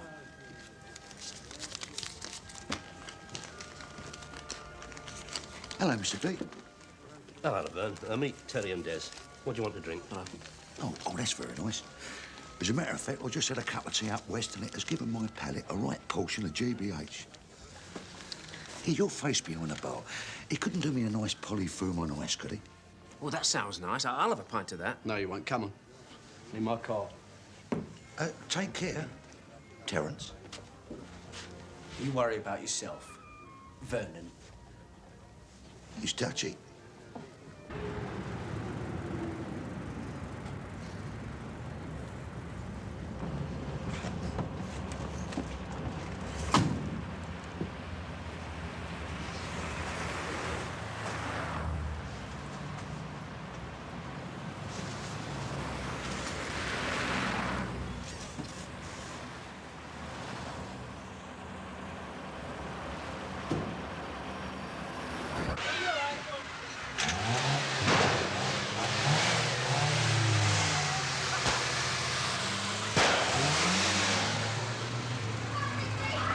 Burning a bleeding lot of oil.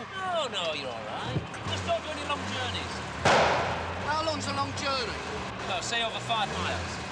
You're wonderful, you are, Ben. I didn't mention it before, Daly, but this morning's little effort was something in the nature of a dry run.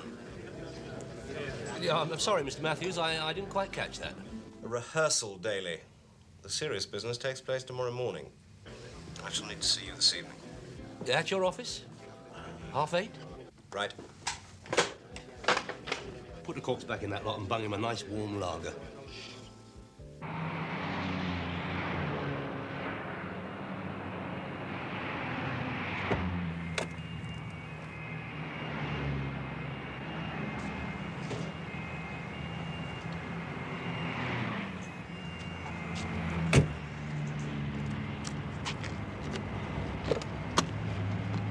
Excuse me, pal. Now, hold on. I just want to ask you a question about the motor, all right? Then I'll be out of your life forever. Where'd you buy it? Sutton's on the Arrow Road. Terrific. Now, piss off before I start remembering your mates.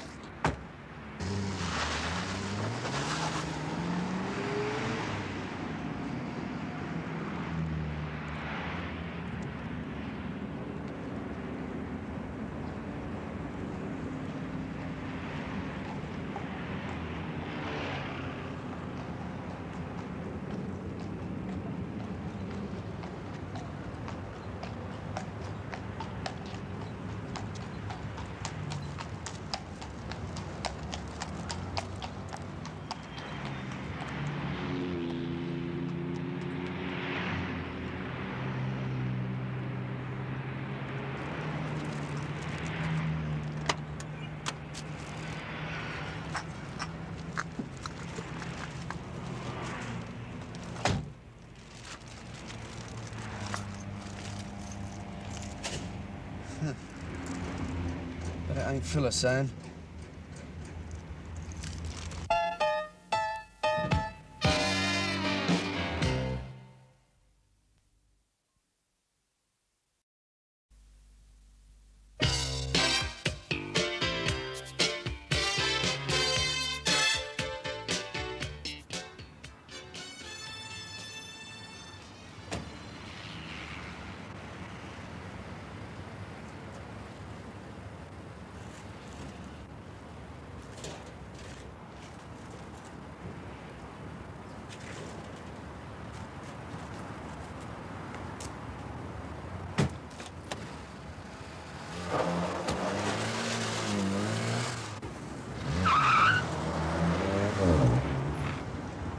Road hog.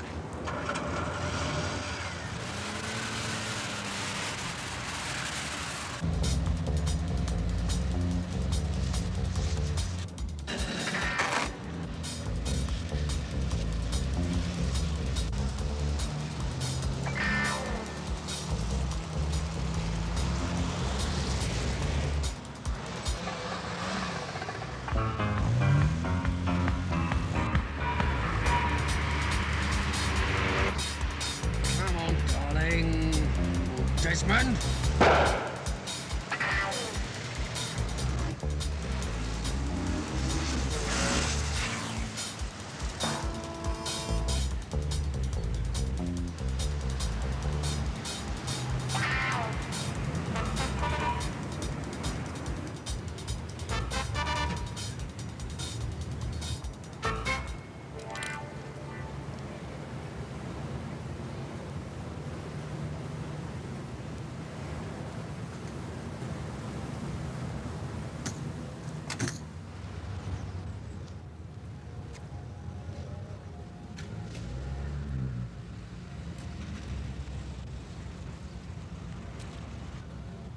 Here's to tomorrow.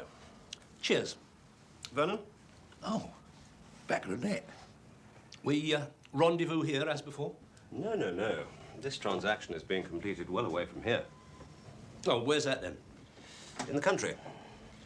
Very nice, Mr. M. It's Essex, in fact. I hand over the merchandise at 5:30 in the morning. R5?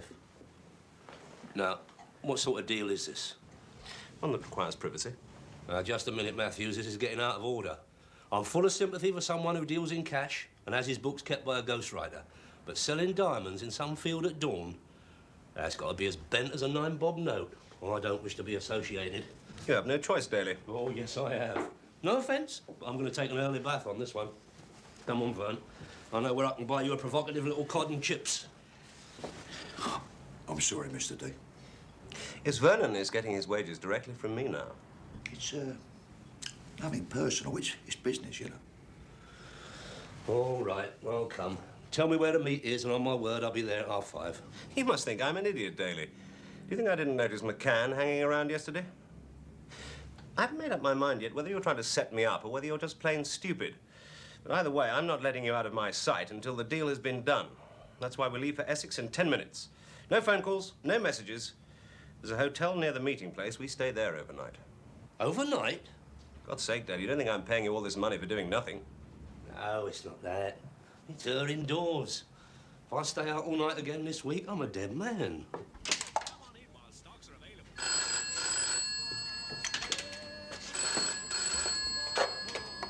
Hello? Yes? Oh, hello, Terry. How's the motor? Died a bleeding death, didn't it?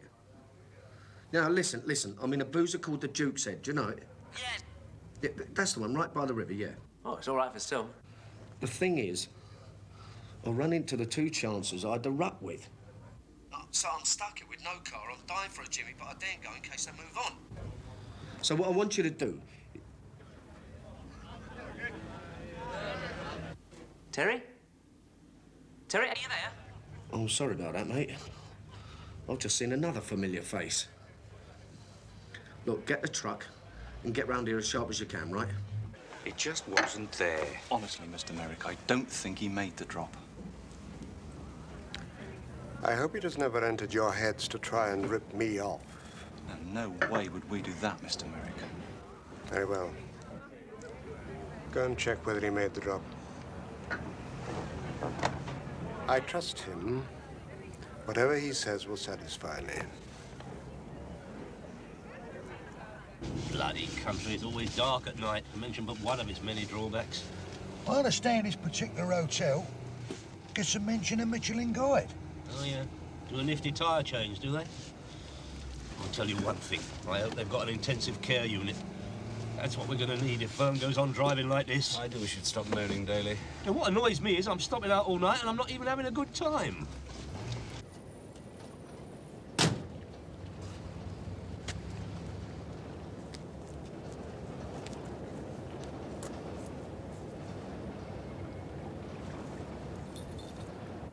Terry?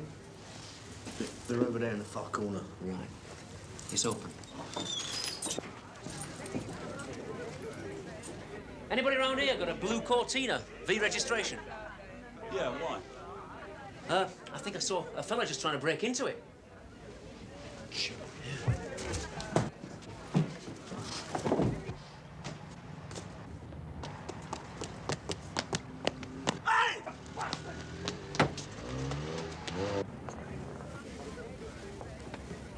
The drop was made, Michael. Now go and fetch your friend. Bring him back here so we can sort this out.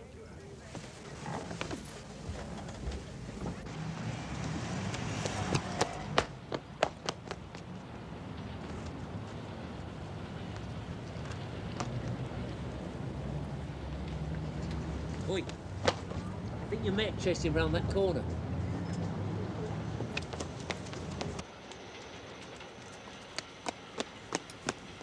Mick not coming? What are you doing with my car? Don't you remember me? You danced on my hand. Bad time to bother me with that rubbish. Now, don't get aerated. I've got something you need.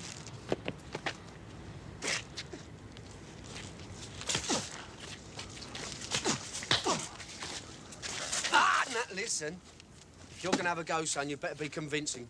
I've played with the grown-ups.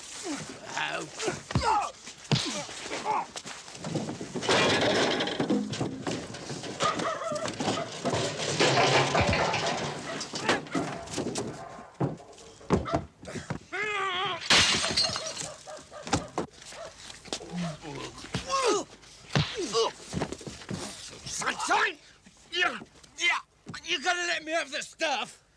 You scratch my back, and I'll resist the temptation to jump on yours. So let's talk, eh?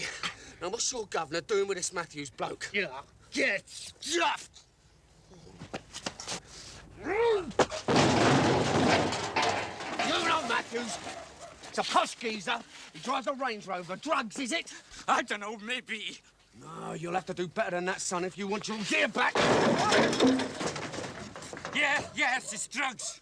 People converge from miles around to delighting a salmon en croûte in pastry crust as light as a feather and supple herb cream sauce. In fact, people do so much converging, they're usually fully booked down at the last damn sarnie. How was I to know there was an agricultural fair on? Still, we got to the meet nice and early. 5 hours early. I tell you, anyone asks me about investing in diamonds, they get a very short answer. The proprietor suggests hazelnut and bramble meringue. Will you shut up? Oh, sorry, Mr. M. Oh, he's not been in. He's left no messages. And her indoors been on a blower 3 times already. Listen, if he does get in touch, tell him to phone me immediately. It's urgent, right? Got it? Come on. It's serious, Dave.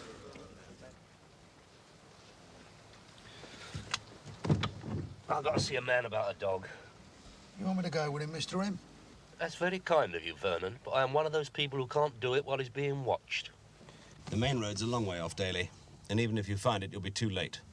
You think I'm going to do a Captain Oates? Well, I'm coming back to this nice warm car, even if I do have to share it with you two.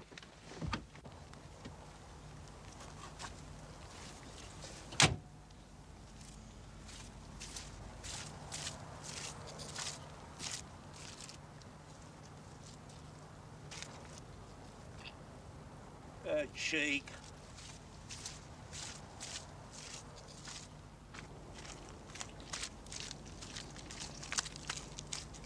Please don't let it be vandalised.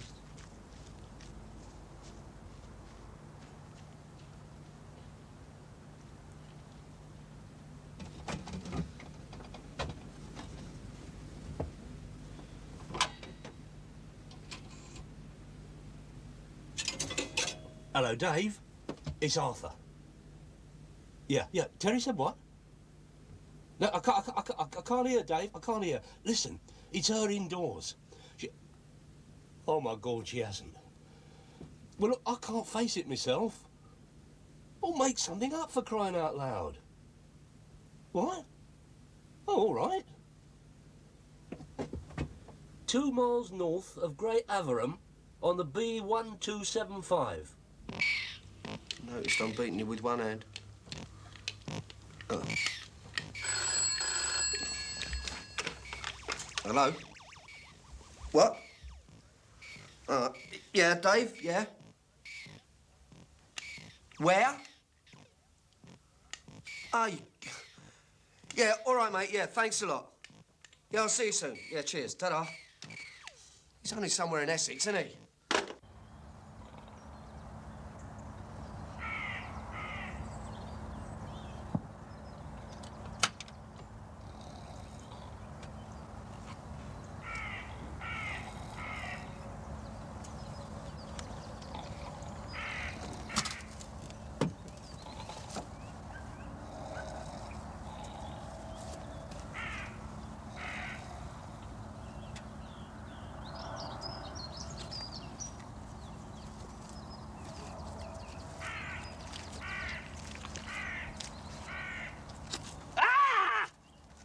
Oh, God!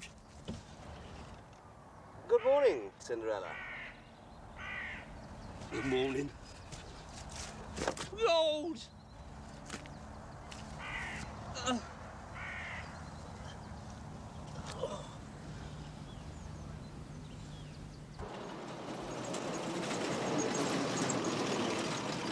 This is dead familiar. I reckon we've been here before.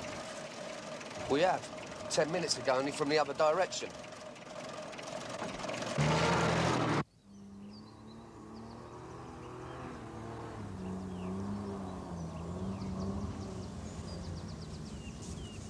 Here come your punters, Matthews.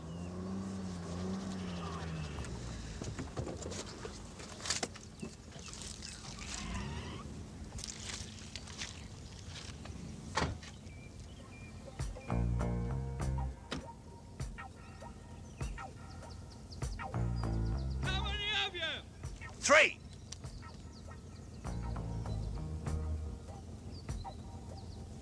We'll meet in the middle, all right? Where's Merrick? In the car!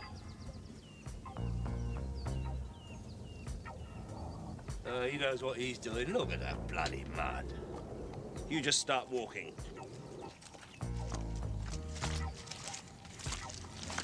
What a way to buy your jewellery, eh? I'll bet Cartiers don't work like this. Put the briefcase on the ground. I want to see the money. Put the briefcase on the ground, then you can see the money.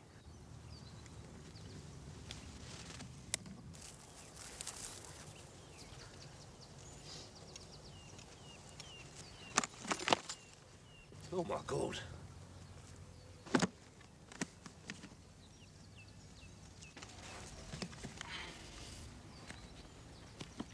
Now turn around and start walking. Merrick! I'll do your kneecap, son, if you don't shut it. Come on. Yeah, best do as he says. Come on.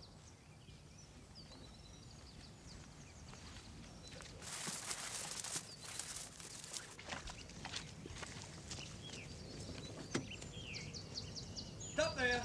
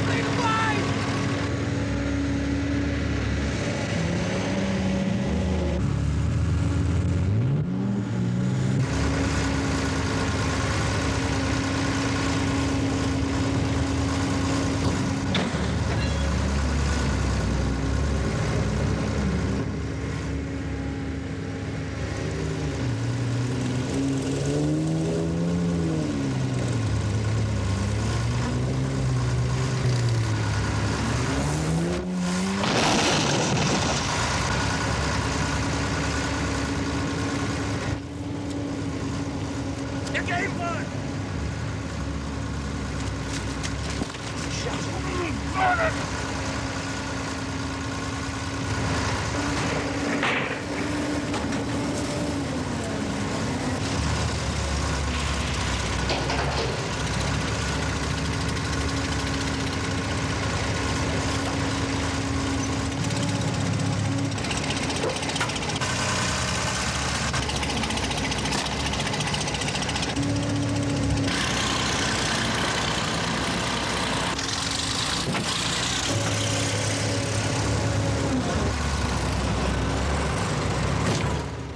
done, my son.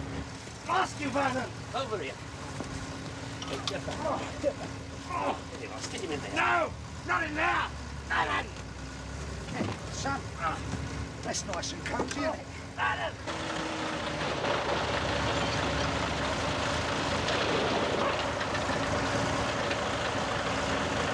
Take it up. Let me down. Don't leave me alone with these men, I beg of you. Vernon, I'll pay you even more money. Anything you want. Please don't leave me with these men. Hey, what about the diamonds? Diamonds, you didlo. It's heroin, innit? It's what? Yeah, that would really ruin the cut of your suit, wouldn't it? Oh, my God, let's get out of here. Let's... Right. Hang 'em up, fellas. I'll go and telephone the AA.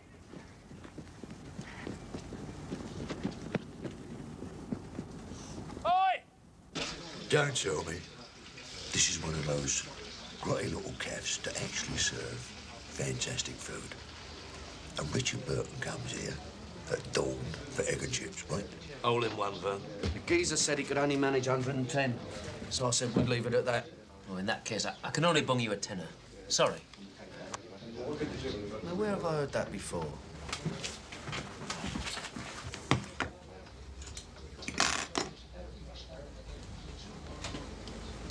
What you lot having, honey?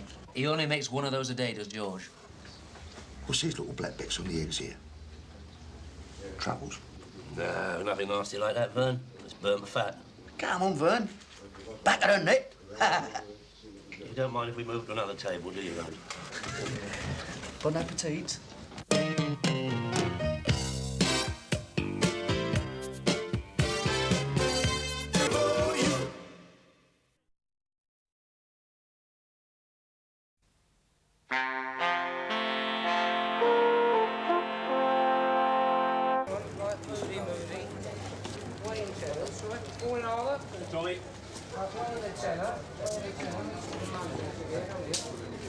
Turn around and dip and roll the shoulder and use your arms. Tantalize. Tantalize, honey. Yes? No.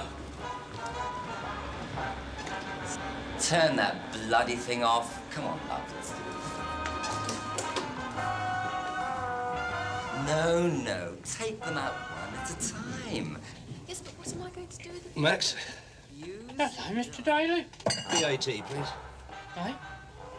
Vodka and tonic. Oh. Hey, what's all that about? Leonard, best in the business. Any new girls we get, Leonard shows them how it's done. He used to be on television. Did he? He certainly fooled him on What's My Line, wouldn't he? What is that? It's new decor. Smart, isn't it? That'd be £2, please, Mr. Daly. £2?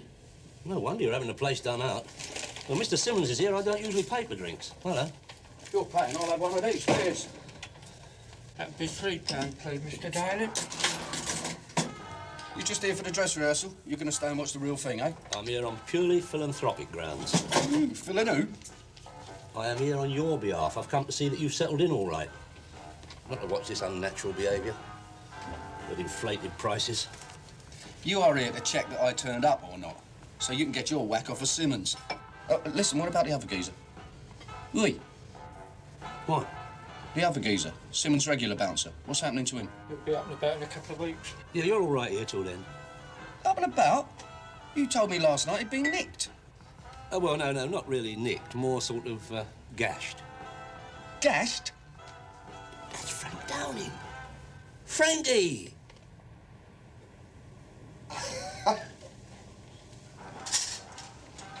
Well, well, well. Arthur. Now, what's a crooked sod like you doing in a nice place like this? Oh, just ironing out some staff problems for them, Frank. Bit of business, you know. What are you up to here? I haven't seen you since they put you up for that passport fiddle. What was it? Putting moustaches on bank robbers, wasn't it? Yeah, they've done me for that. I've gone back to painting since I came out. Well, I never. Terry, I want you to meet a friend of mine. Frank Downing, Terry McCann. Terry works for me.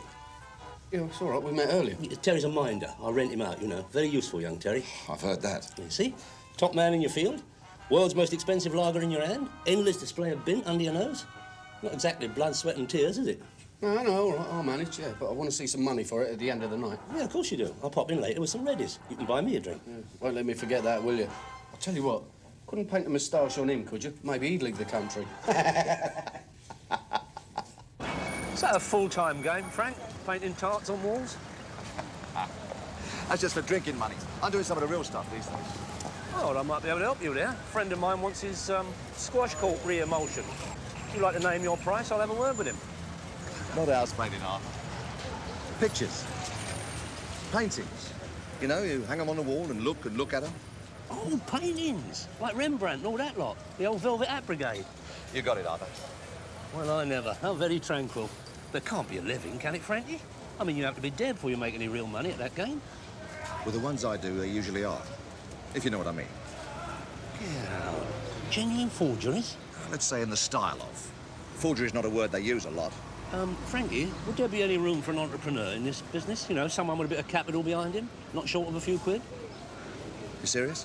Of course I'm serious, Frank. I'm talking about money. Very serious stuff. All right, Arthur. What are you doing right now? Is it after pleasure or is it after pain? I've never really thought about it like that. I don't really know. Young girls in Victorian underwear. That much I can tell you. No, I'm not bringing any more mini-coat riders back to my place. Oh, for God's sake, keep your voice down. I thought he was working in Los Angeles. No, that's Hockney. He's in LA. I like him. He's the one who does all those men's bottoms. It's all sexual if you want to look at it that way. What he's asking you to decide is whether you can come to terms with your own sexuality or not. £5 for a programme? God, they've got to be into a profit before one of these even comes off the wall. It's all a con, Arthur. Look around you. Don't matter whether a picture's genuine or not. They're all hyping each other on it.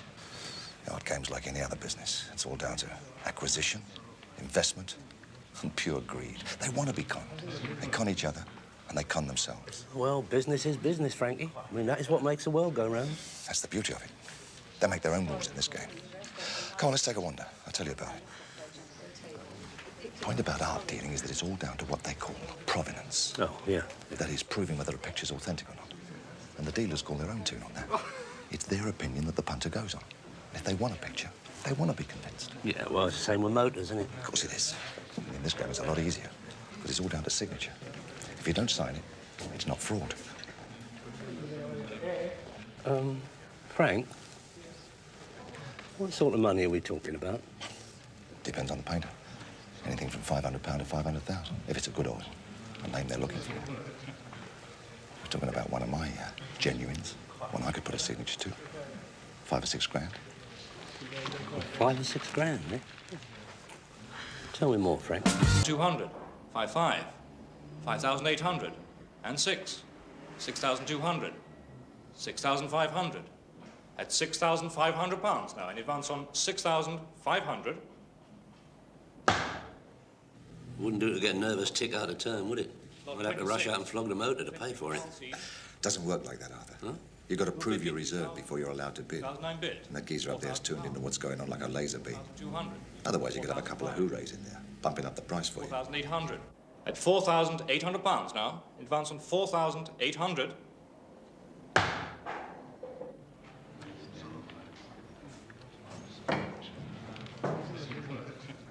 Lot 27, 19th century hunting scene, unknown artist, possibly by J.F. Fernley.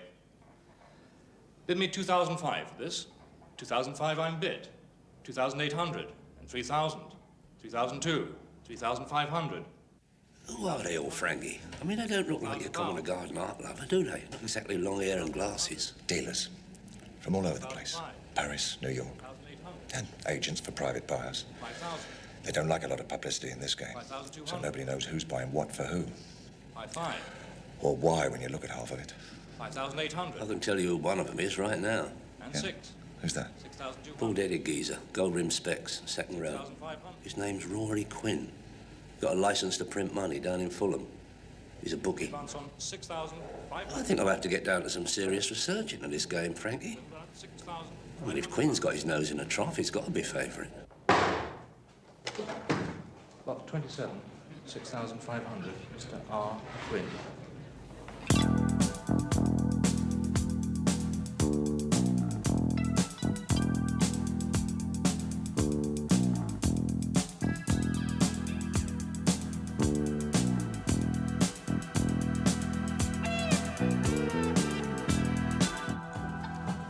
Good stuff, is it, Mr. Daly? Turn the lights up, Max, will you? Man could go blind in here. Arthur? Oi. No, this is a strip club, not a library. Get the place a bad name doing things like that in here. What's the matter? Can't I have a quiet read? Am I obliged by the staff to sit and contemplate her navel? I would, yeah. Give us a lager, Max. Well, come on then, I'll give up. What is it? Arthur? No, Terry, that cost me £7.50. Unofficial arts review? Art review? What's all that about? This, my son, is the official form book of the art trade. I do not intend to start laying the odds without a little bit of research behind me. Arthur, people do not bet on paintings. Not in this country, anyway. Hold on, you're onto a fiddle, aren't you? You're pulling a stroke, aren't you? For your information, I'm about to make a foray into the art world. Something a little more aesthetic than used cars and Japanese watches. Are you saying you're setting yourself up as an art dealer? I don't believe it. You don't know anything about art. It's all in here, isn't it? Names, dates, stables, starting prices. Yeah, listen to this. Look, Atkinson Grimshaw, Whitby by night. Signed, 1883, on canvas. 19 3/4 by 29 3/4. Auction by Woods. How much? How the bleed know what I know? £7 grand. And that is only Atkinson Grimshaw. Who's he? Oh, I don't know. Well, it's not the point, is it? The point is that one of his murky moonlit numbers is currently valued at £7 grand. If I could pick one of them up for a tenner in a junk shop, I'd be well in, wouldn't I? So that's your new career, is it? Looking for undiscovered Atkinson Grimshaws. Well, listen, good luck, mate. Hope it all works out. And if you ever find any, give us a shout. I'll help you carry them all home. Oh, it's funny you should say that, Terry, because I was not going to impose on your free time, but there is a little favour in that direction you could do for me. Favour? What favour? What do you mean, favour?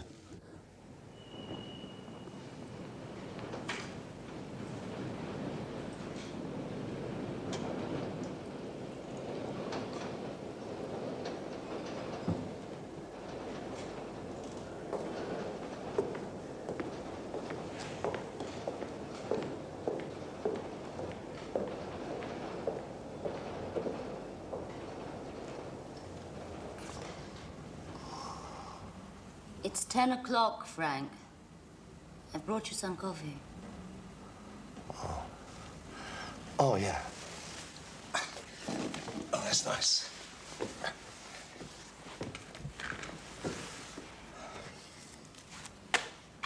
Listen, Frank, you've got to go this week. I mean, I know you've been good to me, but I think I've returned the favor. You can't doss here forever in old time's sake. I know. I'm working on it. Oh, I know what you're working on. Forgeries. Not forgeries, Monica. Works of art. Paintings in the manner of, but not forgeries. It doesn't matter what you're working on. If Kevin comes back and finds you here, he'll go mad. Why should he? All I've done is borrow some paints and a few books.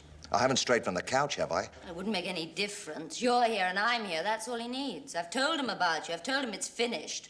Wouldn't exactly look like it if he came back and found you living here, would it? Good while it lasted, though, wasn't it? You don't give up, do you? That was 3 years ago, Frank. I'm not looking for father figures anymore.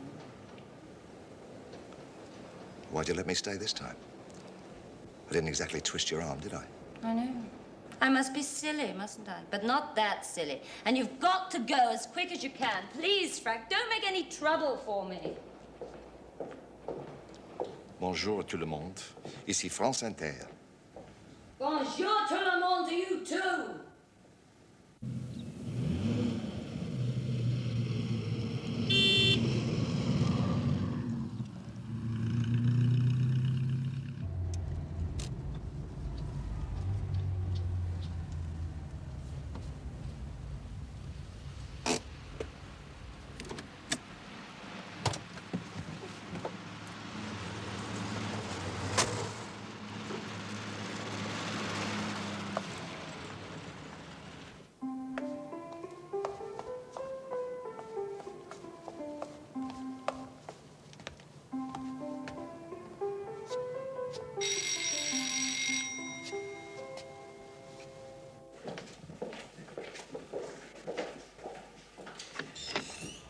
Oh, hello.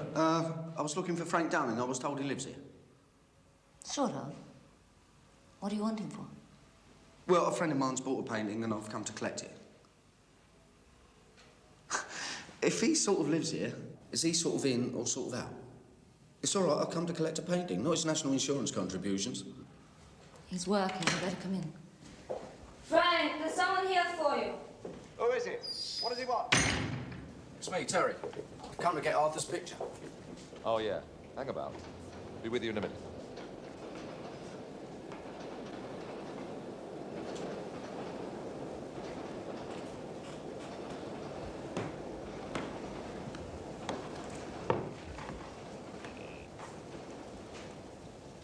It's good, isn't it? Bit dated, though. It will be. When I get the geriatric code on it. The what? Did Arthur say anything to you? No, he just said come and collect a picture. Didn't mention any geriatrics. No. No, he wouldn't.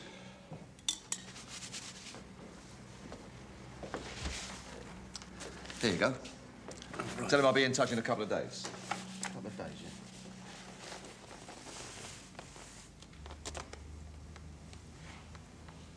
yeah. No, sorry, yeah. Well, I'll see you then. Cheers. Yeah, it's nice, that, isn't it? You can't see what all the fuss was about. Yeah, go treat with all the other stuff you got here. What do you mean, stuff? What do you know, anyway? Only canvas you ever studied was covered in blood and boxing boots.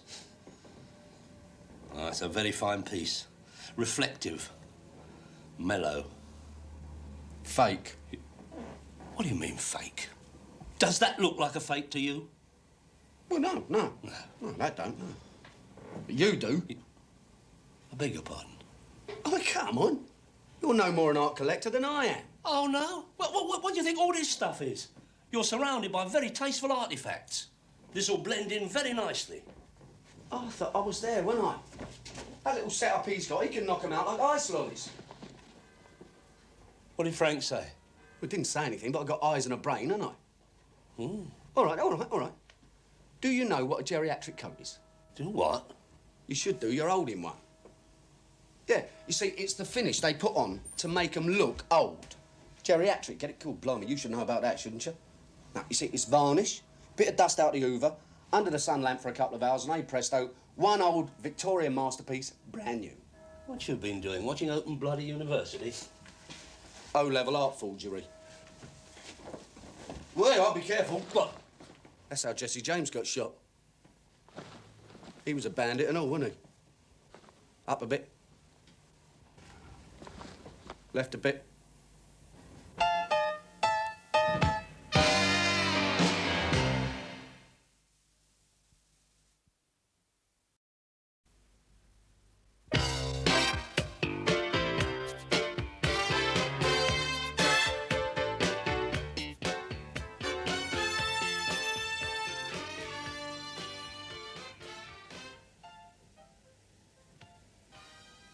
It's a shame.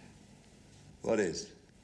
You're a skilled artist, Frank. It's a shame you don't do something of your own instead of forging other people's work. Yeah. Like painting murals in strip clubs. You don't have to do that either. You could start by putting as much confidence into something of your own as you do into copying. Or maybe you've got nothing of your own to say. Is that it, Frank? Now, listen. This whole game's a rip-off. You know that as well as I do. Nothing's new, Monica. You just can't go any further. And all I'm doing is proving what a rip-off it really is. It's all just a joke. Frank Downing strikes back. Okay.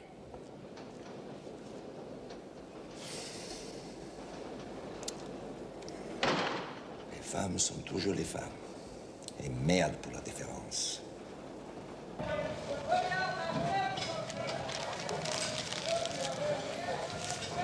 Hi. Hello again. Well, I do hope this isn't just a coincidence. Well, not really. I had to come down this way, and Frank told me where he'd met you. That's the aftershave, isn't it? Oda Strip Club. Oh, it's a killer. Listen, I'll tell you what, I haven't had any breakfast yet, let alone lunch, so feel like joining me in a bit of egg on toast, bacon, various? I picked up with him when I came to college in London. I don't know, there seemed to be something glamorous and exciting about him then. It's not like that now. So why are you still putting up with him? Well, it's your gaff, isn't it? I share it with the guy I've been with for a while. Well, he's away, and when I ran into Frank in the Portobello, he was a long way down. He'd just come out of jail. He was very good to me once, and I really did love him. I felt very safe with the artful dodger. 3 eggs and bacon. Oh, smashing, thanks a lot. It doesn't matter what you do for a crust, does it? I mean, love and that, it's... But why am I getting all this? Or is it just my animal magnetism? You know what Frank's doing, so you must be in on it somehow. Hold on, hold on. No, I'm not a crook, if that's what you're trying to tell me. But Frank told me you work for a man called Arthur. He said Arthur was the craftiest villain in London, so I thought you must be one of the... A man called Arthur. Oh, dear. Be writing his autobiography next. I'll tell you what, Frank can do the illustrations, can't he? Now, look, I've got no connection with Frank at all. I mean, I can hardly go and tell him to fold up his easel as far as you're concerned, can I? No, I'll work for Arthur. Well, I work with Arthur, really. Throw a bit of muscle about or drive a car. I'm a minder, and that's as far as it goes. Well, half the time, anyway. What do you mean? Well, Frank was wrong about me. But he wasn't totally wrong about Arthur.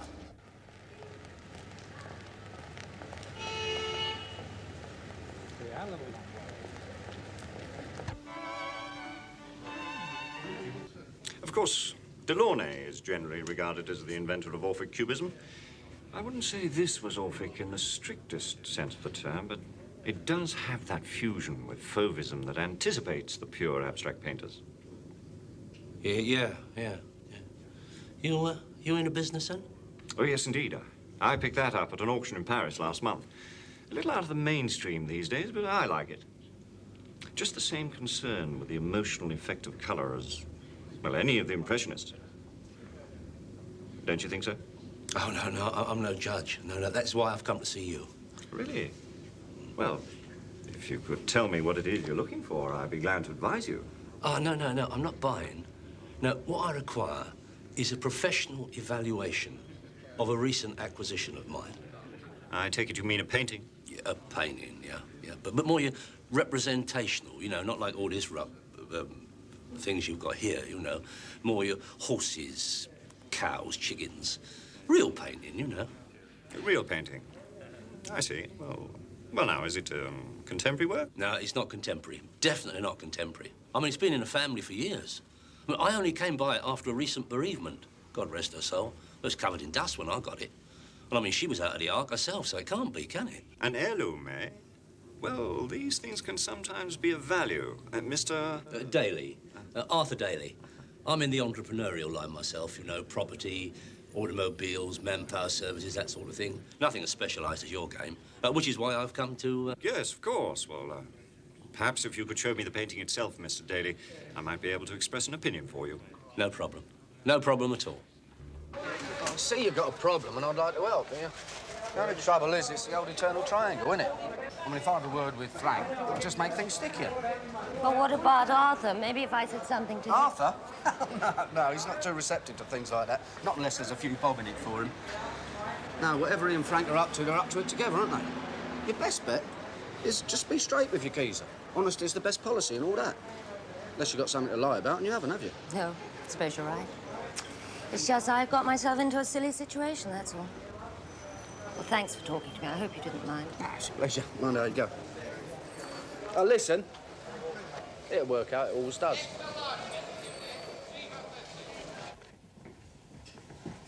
There you go. Thank you. Oh, please, don't mention it. It's a pleasure to have an aficionado like yourself in the house, Squire.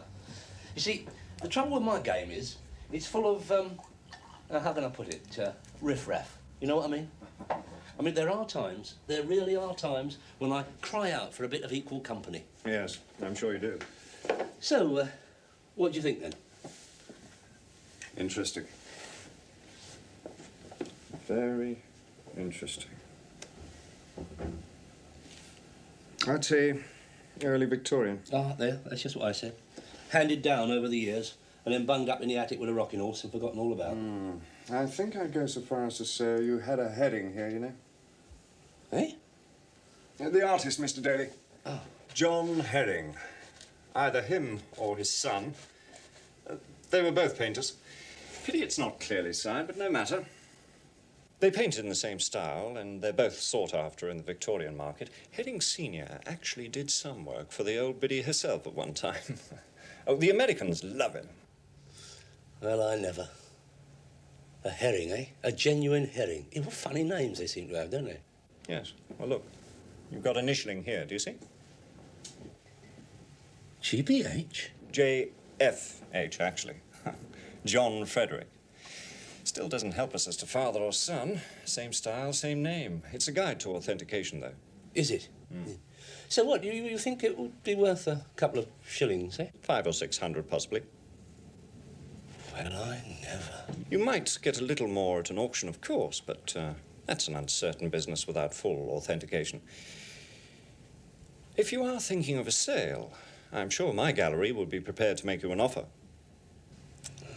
I hadn't really thought about it. I mean, I suppose it would help to pay for the funeral. For 500 or 600, you did say? Well, I think we could offer you something in that region. Well, I don't know. I mean, what would it be, a family heirloom and all? Well, if you like to think about it and give me a call. No. Hang on. Just you another drink.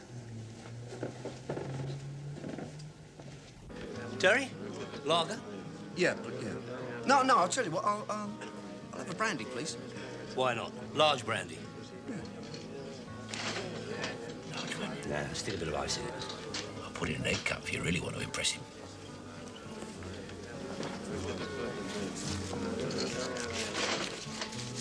There you go, then. One large vodka, one small brandy, large ice cubes. I don't know why I patronise this place. The innuendo I have to put up with. Me neither. Must be my charisma. You certainly ain't your prices. There you are, Terence, my son. Genuine Napoleon brandy, matured in the cask. I bet Josephine didn't have to freeze it to death to make it look like a big one. What you so touchy for? I bought you a drink. A drink, yeah. Nah, it's that little artist bird she found me at work. Ooh. Your friend Frank's sleeping on her sofa, right? Well, her boyfriend's coming home and she doesn't want Frank there when he arrives. Listen, Terry, don't start getting involved with Soppy Bird's emotional traumas. Frank and me have just made our debut in the fine art world. A reputable gallery has just paid us for that little painting you were slagging off. Cheers. That's fraud, is it? No, it is not. It is a fine point of authentication, as we say in the trade. But you wouldn't know nothing about that. Oh, an art expert now, are we? What's next? Live on stage at Sotheby's?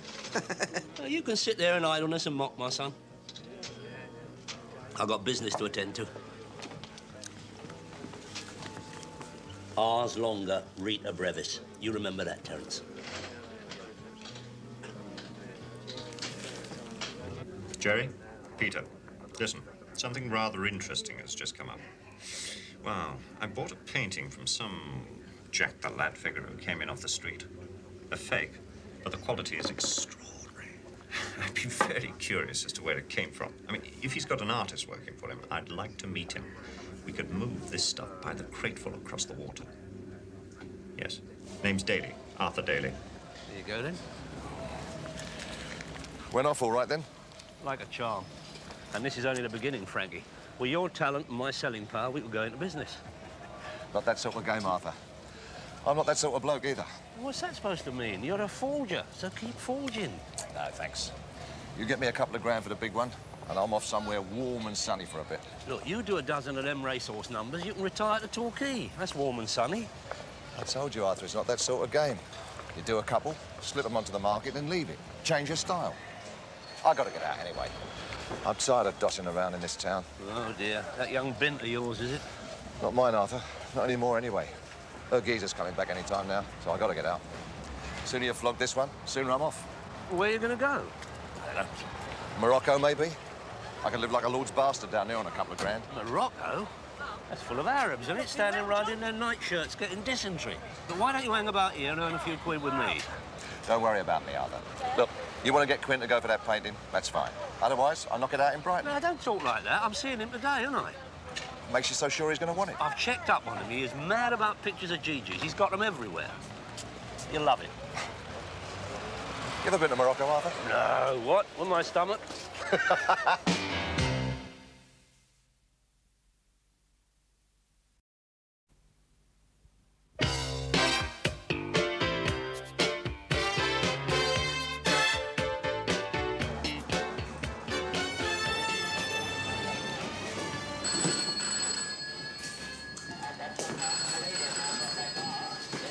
Rory out the back.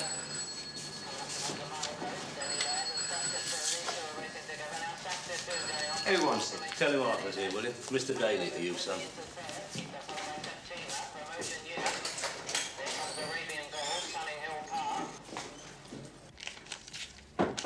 Yeah? Rory, got an old boy called Arthur to see you.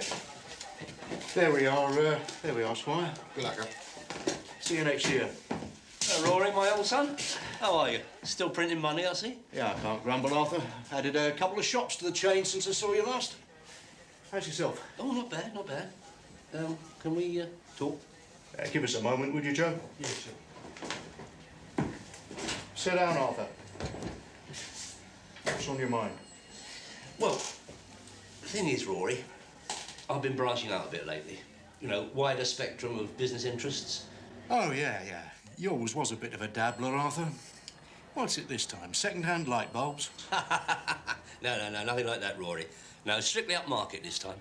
It's what you might call an investment in the aesthetic realm.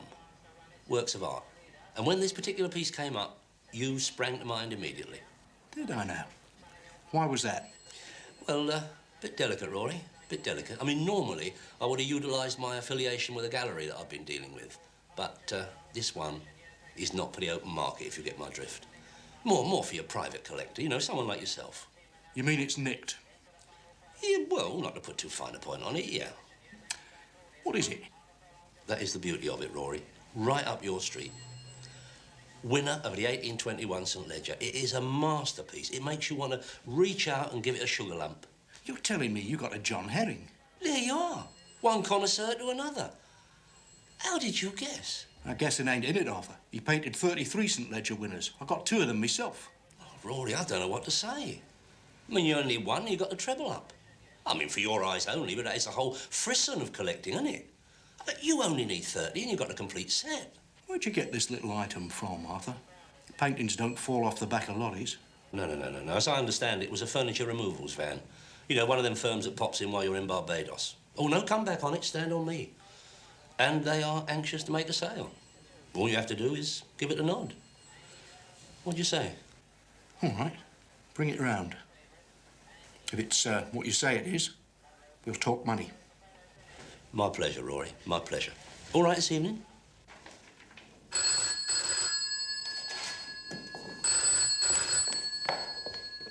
Hello? Kevin! Hello, darling. Where are you? Oh, great. Will you be home today? Yes, of course I will. Hey, listen.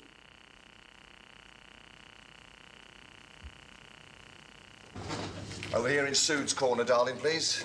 If you'd like to pander to the needs of a far from penniless artist and look after my young friends here. Lager, bitter. So, when Mary got back, she asked me if I'd go along next time for his friend. And I said, you must be joking, like great fat American. And she said he's not that fat and he is in oil. So I said he'd have to be, wouldn't he, to get into his clothes? And large ones, please, darling. Make the most of it. Might be the last time. Terry? Yeah? Oh, sorry. Yeah, what was that? Who's the big spender then? Oh, he's an artist. A friend of Arthur's. Is he famous? Not for his own work, no.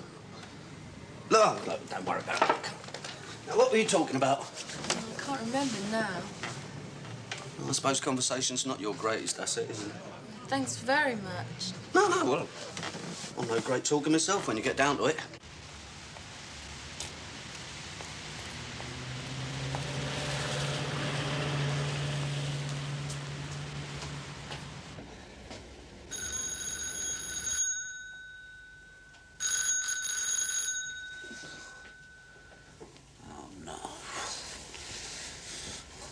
No wicket for the peaceful, is there? All right. Don't go away.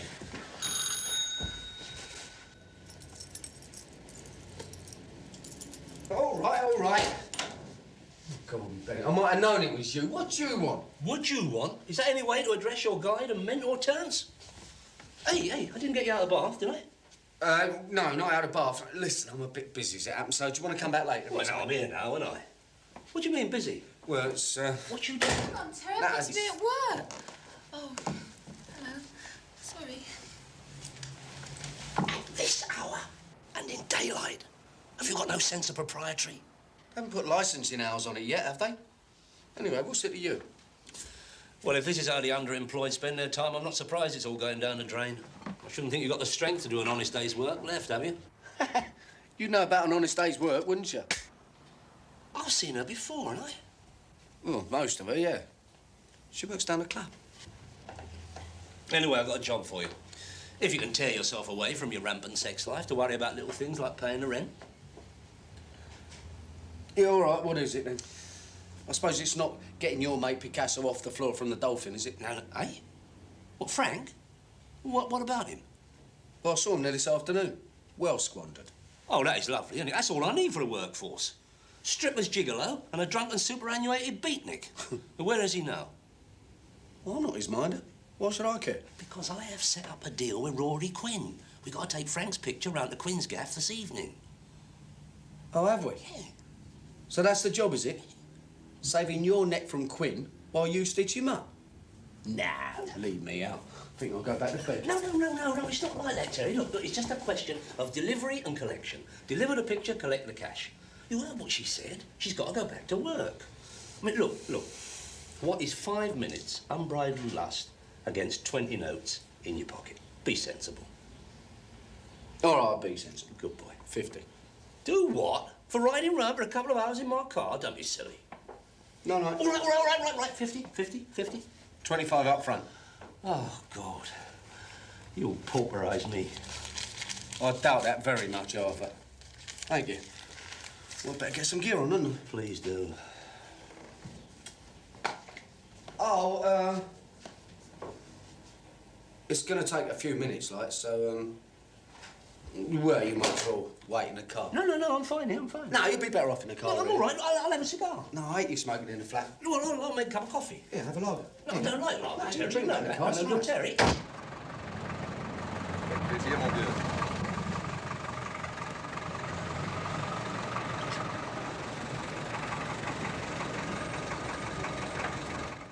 Mon, where are you?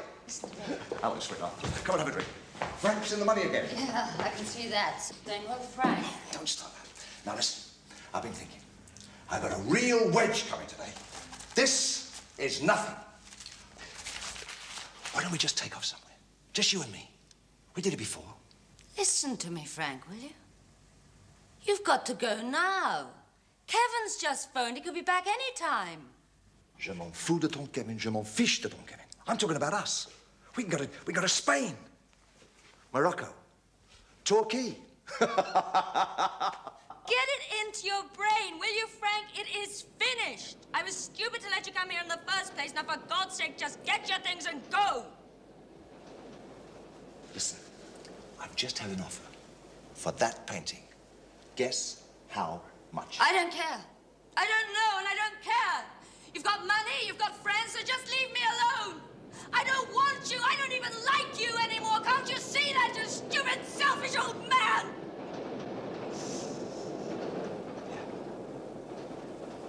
Yeah, I suppose I can. Just don't want to, do I? Please, Frank, just go. I'm so... No need. I'll get my things.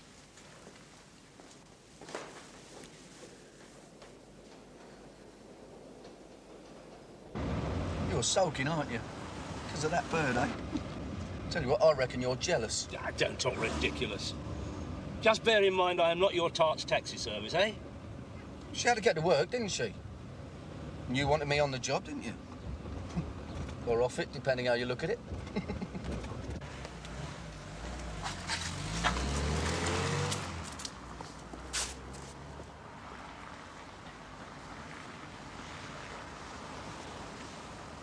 Monica! Kevin. Hello, darling.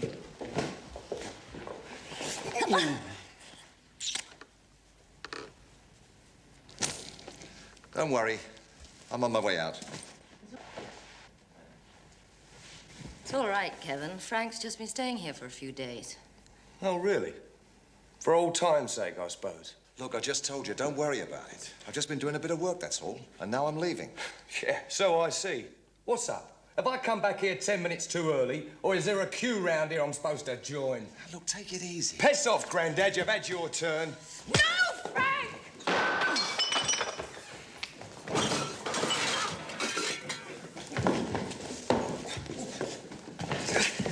Stop it! For God's sake, stop them! Stop them! I had a feeling something like this would happen. I don't know, listen to myself. All right, lads, come on. Oh, wait, come on. Ooh. I said that's enough. Do something, whoever you are! Right? No, don't worry, love, I'm in the trade. My boy will look after his. So, watch it. Just get this out of the way. Back soon. Right, turn it in, will you? For God's sake, Kevin, you're so silly! It makes four of us, doesn't it? Just get him out of here, will you? Get him out!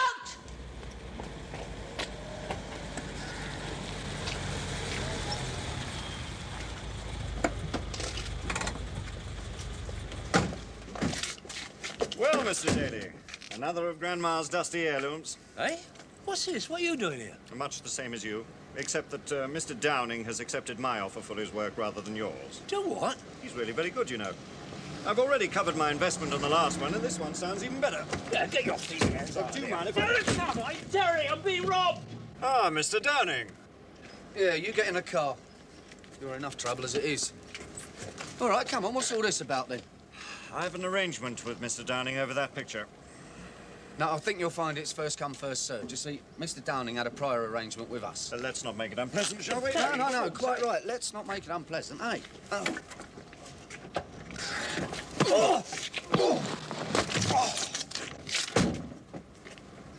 That weren't too unpleasant, was it? Jerry! You were pathetic. Did you know that?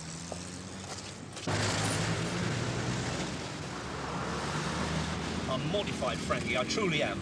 Going behind my back like that. It wasn't like that, Arthur. Done some checking on you. And he came up to me in the pub and I told him he could have a look at it. Done some checking? And what about the law? No chance, Arthur. He's as crooked as you are. Oh, that's a relief, isn't it? At least you're all bent in this business.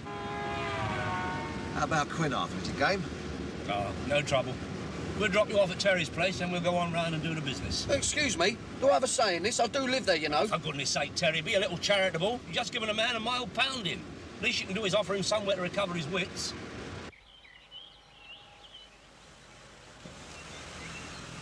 Now, don't start yapping and spoil everything with your lack of expertise on the subject, will you? What, you mean don't tell him it's a forgery? There you are. You see, you've started already. Have I said anything about the forgery? And don't forget who is paying you 50 quid for this little doddle. Not a bad day's work, is it?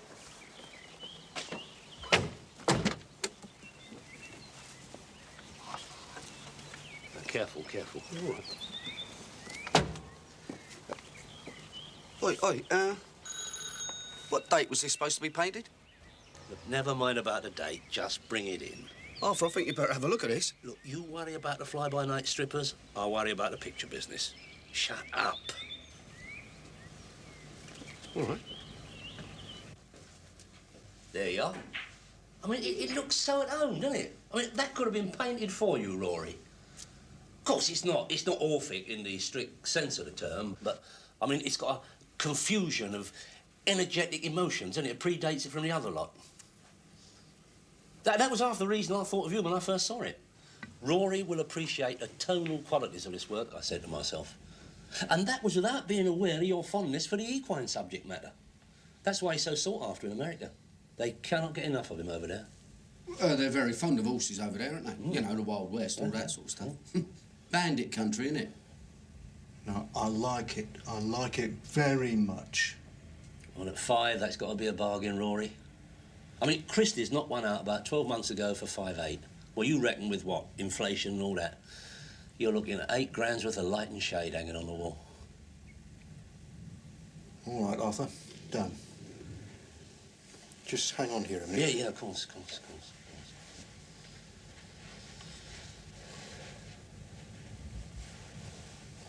I don't suppose... No, just don't say a word. Just look at the picture. What you talking about, Lucky? What you witnessed last night was the art of the entrepreneur in full bloom. I mean, Frank's got his 2 grand to go and play Lawrence of Arabia. Quinn's drooling over a new GG on his wall. And I made more money than you'll see in 6 months. Now, luck had nothing to do with it, my son. Consummate skill, that's what it was. Oh, I'm glad you brought up my financial status, because you owe me 25. All right. I'm not going to leave the country, am I? Well, Frank has, hasn't he? And you might well when Quinn discovers the deliberate mistake in his 150-year-old masterpiece. Mistake? What deliberate mistake?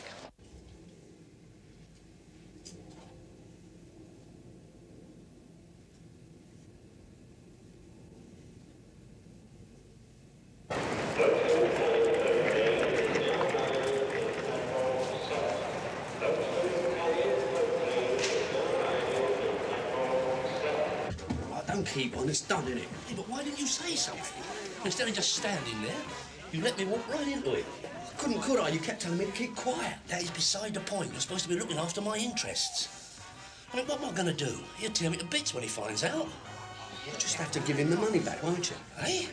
You'll tell him it was an artistic oversight on your part. Yeah, you can tell him now. Oh, my God. You hold him off, Terry. I'll go out this way. No, I don't think so, Arthur. Eh? You tell him. Rory, how about that? Just on my way over to see you. Wasn't I, Terry? Yes, you were, Arthur. We can leave you out of this, McCann. It's up to you. No, I don't think so. Looks a bit one-sided to me. We've both been victimised, Rory. I swear to you, I'm as innocent as you are. The trouble is, the guilty party's already flown. Where's my money, Arthur? I haven't got it. That's what I'm saying, isn't it?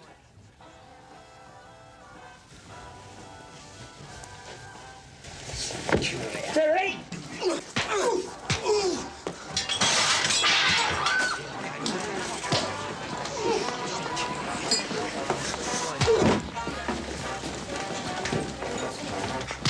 Come on, Terry! Give him the money! Do what? Just give him the money now! All right, that's enough.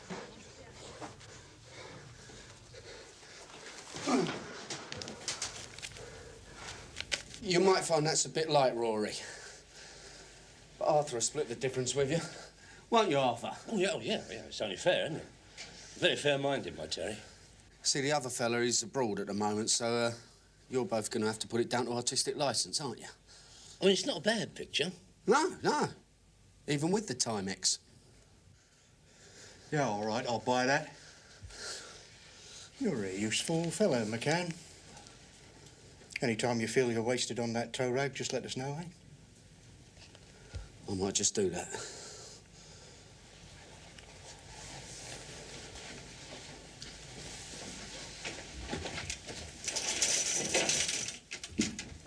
Eyes open, gentlemen. You wouldn't, would you?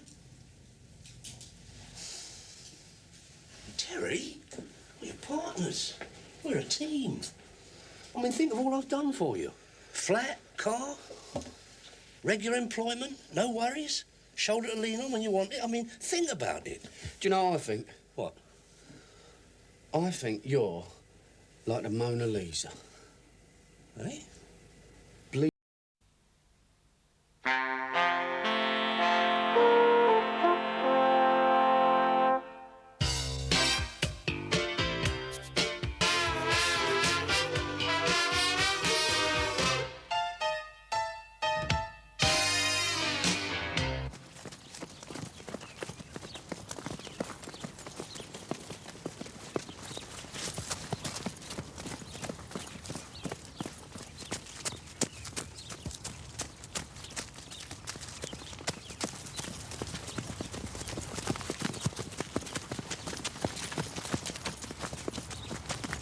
Man was well pleased, Terry, well pleased. Wants to know if you do the same next week.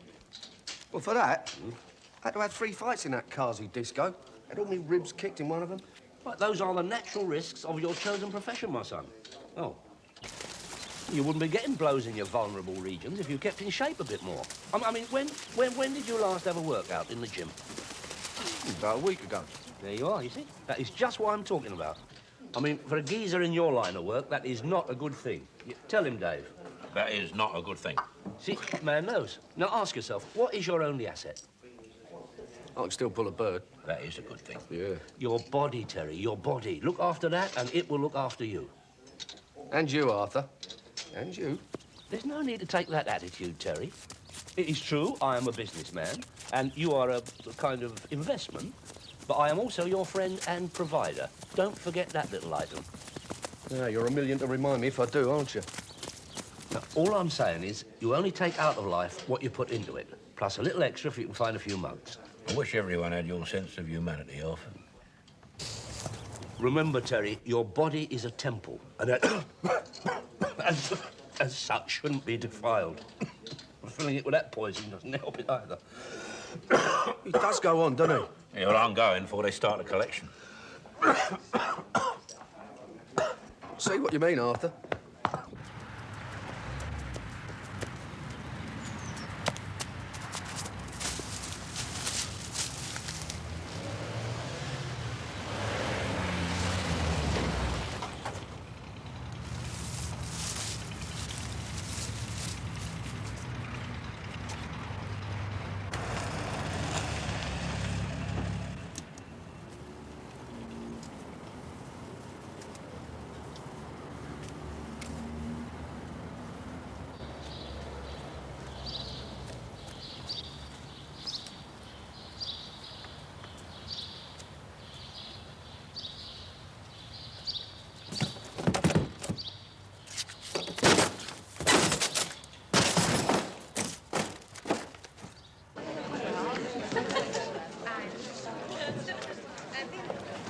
George?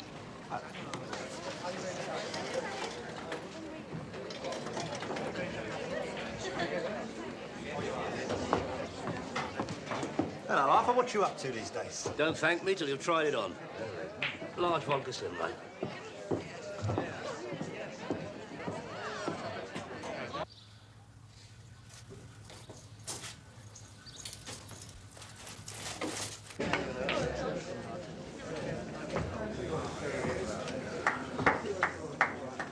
Okay, folks, let's have a bit of hush. Bringing to you lovely entertainment every lunchtime. Beautiful girls and beautiful entertainment. Thank you very much. Well, well, well. That isn't fly-by Arthur. Hello, John. How are you? No, don't tell me. Large scotch, no water. Am I right? Yeah. Nice of you to remember. How could I forget after the last drink we had together?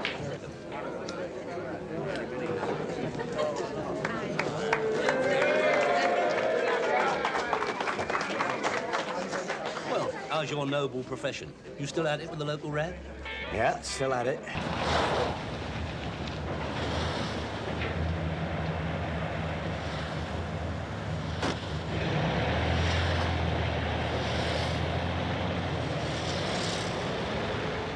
That is amazing. You'd think it had been tailored for you. He really looks a treat, John. Stand on me. Yeah, not at all bad, Not at all bad. The man's got Savile Row on his back and he says not bad. Tell him, will you? Yeah, terrific, Arthur.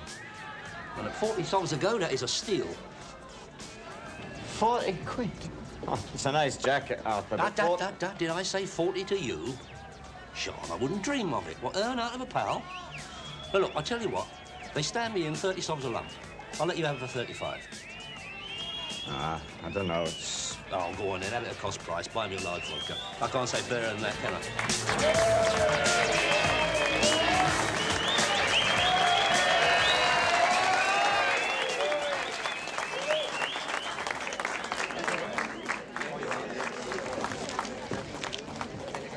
A one-off original, eh, Arthur? Original cut, I said, George. Original cut. What's the matter then, Arthur? Don't you want to know me when I'm out? Yes, sir. Right. Will do. Jones! Go. Get down to records, pull the docket on one Michael Andrew Dixon and bring it here. Right. Michael Andrew Dixon? Isn't he that? That's right. Mickey Dixon. Better known to one and all as Mad Mickey. But I thought he was tucked up, doing plenty of porridge. Supposed to be, yeah. Only now he isn't. He had it on his toes from Chelmsford Nick this morning. Oh, lovely.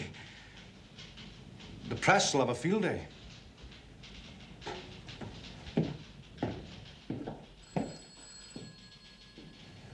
Why me?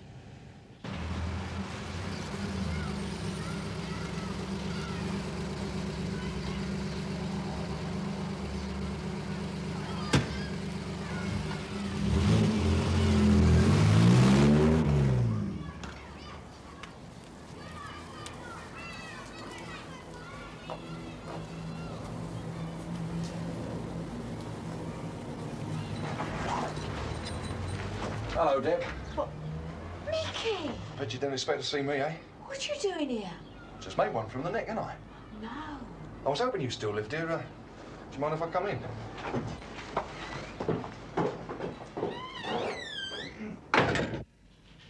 He's a big gun, isn't he, Gov? And handsy with it.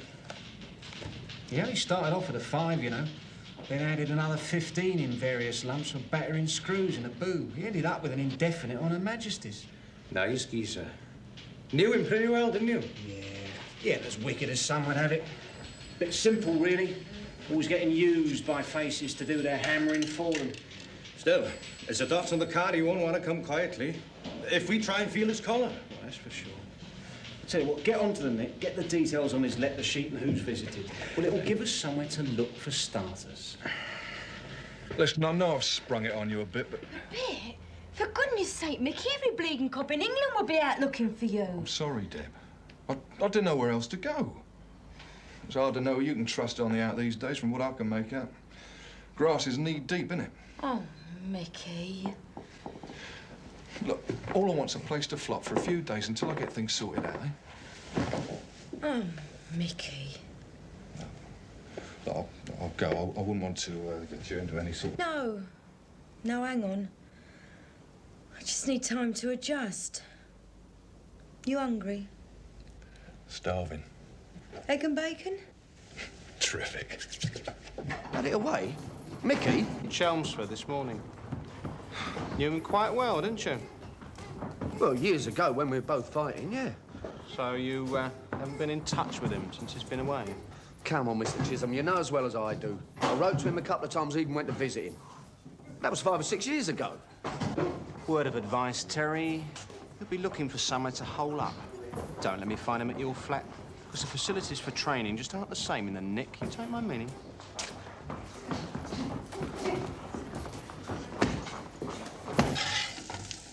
I heard you were doing all right. You know, settling down and that.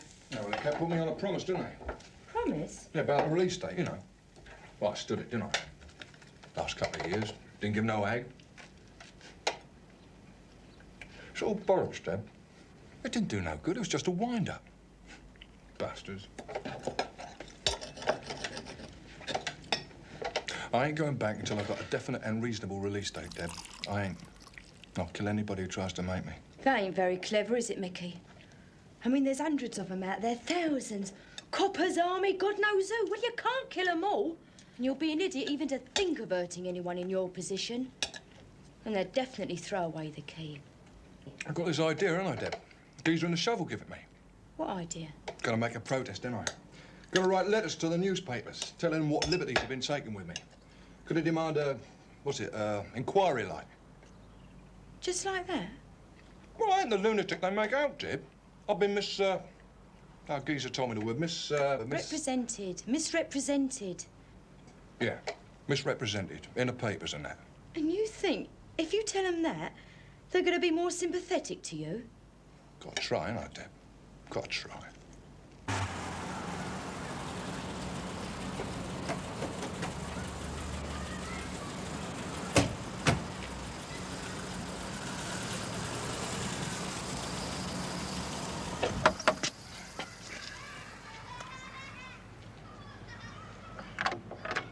Hello, Queenie. What do you want? Just want to have a word with Freddie, if you don't mind. Yeah, I do. Come on, love. If it's Motors here, he is. He's having something to eat with some friends and don't want to be disturbed. Don't be awkward, Queenie. I could get a warrant. Who is it, Mum? You finish your meal. He don't eat proper as it is, not with you lot harassing him all the time. Why, Mr. Chisholm? What's all this, then? You go inside, Mum. I'll handle this. Now, go on. There's a good girl.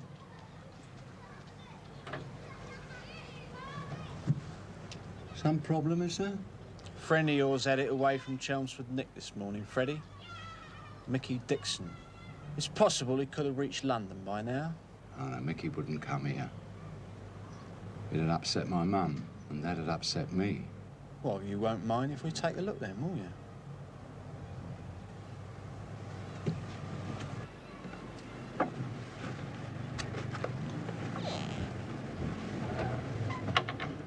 Sorry to bother you with it, Terry, except I didn't know how else to handle it. At your place? But I've already been pulled by the old bill down to him. I don't think I should get involved. Well, I didn't know who else to ask. I mean, what am I supposed to do? Look, Deb, if you're asking me to sling him out, forget it. I mean, apart from the fact he could break me in half, I happen to like the geezer. He's a right tasty heavyweight. Till that slag Freddie Baker started managing him. I didn't even know you knew him. Oh, it was before I met you. I was only a kid at the time myself. 2 kids together. Only I grew up. Oh, I like him. I feel sorry for him. You understand? Yeah, I understand, yeah. Listen, do you prefer doing this to the clubs? Well, money's nearly as good. I can do 2, sometimes 3 pubs a day. Oh, will you have a word with him, Tel? Yeah, I'll have a word with him, yeah.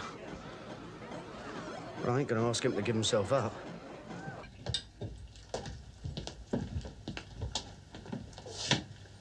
Satisfied? I will be when we collar Mickey Dixon. So if you don't want any distress, don't you go giving him a bit of help if he comes asking for it, Freddie. Nobody gives me distress, Mr. Chisholm. Least of all the Mickeys of this world. You'll be all right, Freddie. Your day will come. You two would look better at a trough. Thanks for the hospitality, Queenie. Piss off. Mum, don't use that kind of language. It's not nice. That's a turn-up, eh? Yeah. The old Bill will have their hands full when they try to get hold of him. He won't reign 5 minutes on the hour, I wouldn't think. Why not? He's not that clever, is he? He's not a dummy, but, you know, he likes company. I thought you knew him. He's off this matter. No, I never did bump into the man. Can't say I'm sorry, either. Honestly.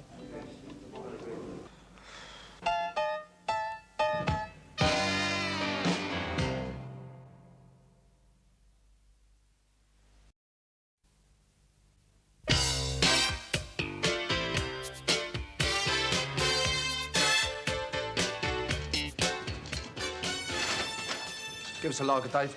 I thought you'd have been in before this. Yeah, I've been a bit busy. You seen that? Yeah. You knew him quite well, didn't you? Well, we're on the same boxing circuit, yeah.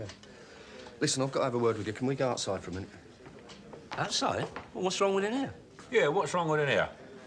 Well, nothing. No, well, it doesn't matter, don't it? Well, you can say what you have to say in front of Dave. He's one of our own. It doesn't matter. Maybe it's private, Oliver. Private? What's private? Boy's life's an open book. He's got no right to be private with us. Ain't he? What is the matter with you?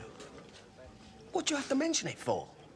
Mention what? I haven't said a word. Look, are you coming outside or what? Yeah, if it's that important to you, Terry, have you ever known me turn down a request from a friend? And provider? Dear, oh dear.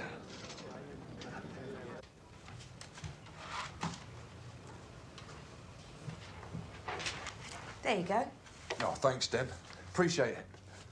Mickey, don't you think... What? Doesn't matter. Fancy a coffee? I fancy you, Deb. I'll make the coffee. You some sort of crank or something? I mean, have you lost all control? I mean, the man is a loon.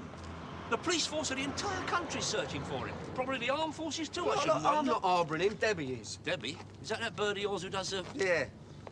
No, he's an old mate. Give him a leg up. Well, what am I supposed to do? He's going to need money, isn't he? And maybe a passport. I thought you could help. Money? Passport? Terry? You are talking about a conspiracy to pervert the course of justice. It's never worried you before, has it? Oh, nevertheless, I must draw the line somewhere. This is very dodgy, Terry. I mean, I am not a prison sort of person. I wouldn't like it. I would suffer considerable mental stress. You wouldn't be saying all this if there was a few bob involved, would you? That is a gross assessment of my generous character, Terence. I am a practical and realistic man, that's all. Do you think there could be an earner in it? Well, yeah, I suppose you could sell the story to the Sunday papers or something. Oh, that's not such a bad idea after all. Are you joking? No, listen, you could do the boy a right favour. You know, personal interviews like they done with Biggsy and Richardson and all that lot. I mean, the papers pay good dough for that sort of thing. No. I would only want my handling fee. Goodbye, Arthur. No, Terry, now listen. Listen, you want to help the boy, right? Yeah. Well, it takes capital to keep out of the long arm of the law, you know that. Now, can you think of a better way for your pal to make that sort of money without hitting someone on the head? No, of course you can't. Come and have another drink. Come on, it's your round. See how this sounds now. Sir, I had it away from Chelmsford Prison in order to... Hold on. Escape to be better than had it away, don't you think? Yeah, definitely. Oh, yeah. More proper like, you mean? Yeah. Escaped, right.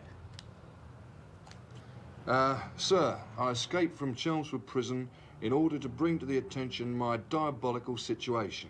I don't know about diabolical. Well, it is diabolical, isn't it? Yeah, but what Terry means is that you have to word these things in the right sort of terms, less, well, provoking.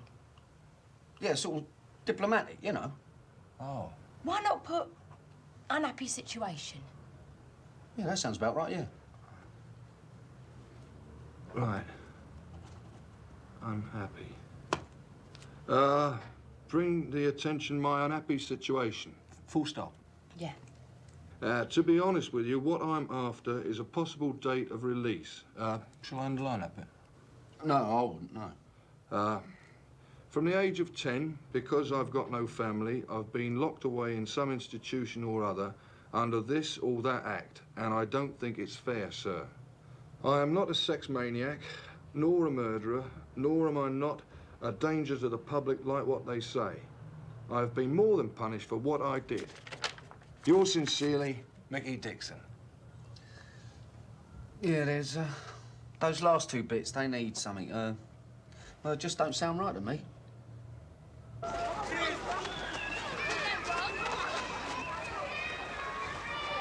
You sure we're going about this the right way, huh? How do you mean? Dixon's a well-established nutter, isn't he? Frankly, I feel a lot better if we had some armed backup before calling anywhere. I mean, what if he is at one of these drums? Why don't we try and talk him into coming quietly? Oh, I feel better already. Is that before he shoots us or after? Mickey never was one to use shooters. More like a club hammer or an hatchet.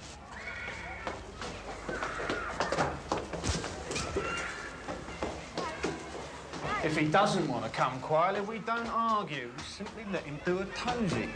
Also, our report will say that we did our best to restrain him. And it can question the fact that we failed. Heroically, of course. Of course. Any fuss why we didn't request backup, we were simply making routine inquiries, with much to our surprise, etc., etc. What's the point? The point, Jones, is that this way we're seen to be doing our duty with a lot less chance of getting hurt. Don't get you. Well, he's not going to feel unduly threatened with just the two of us fronting him, because he knows he can walk right through us. But if he feels threatened, like any other animal, he's likely to get violent, and personally, I don't want to be around when he does. And I know you don't, right? Right.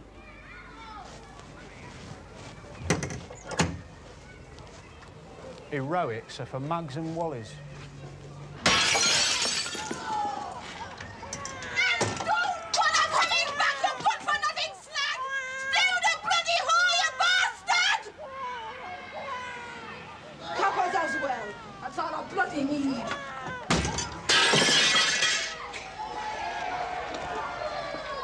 Will you ask her if we can take a look around inside? Or shall I?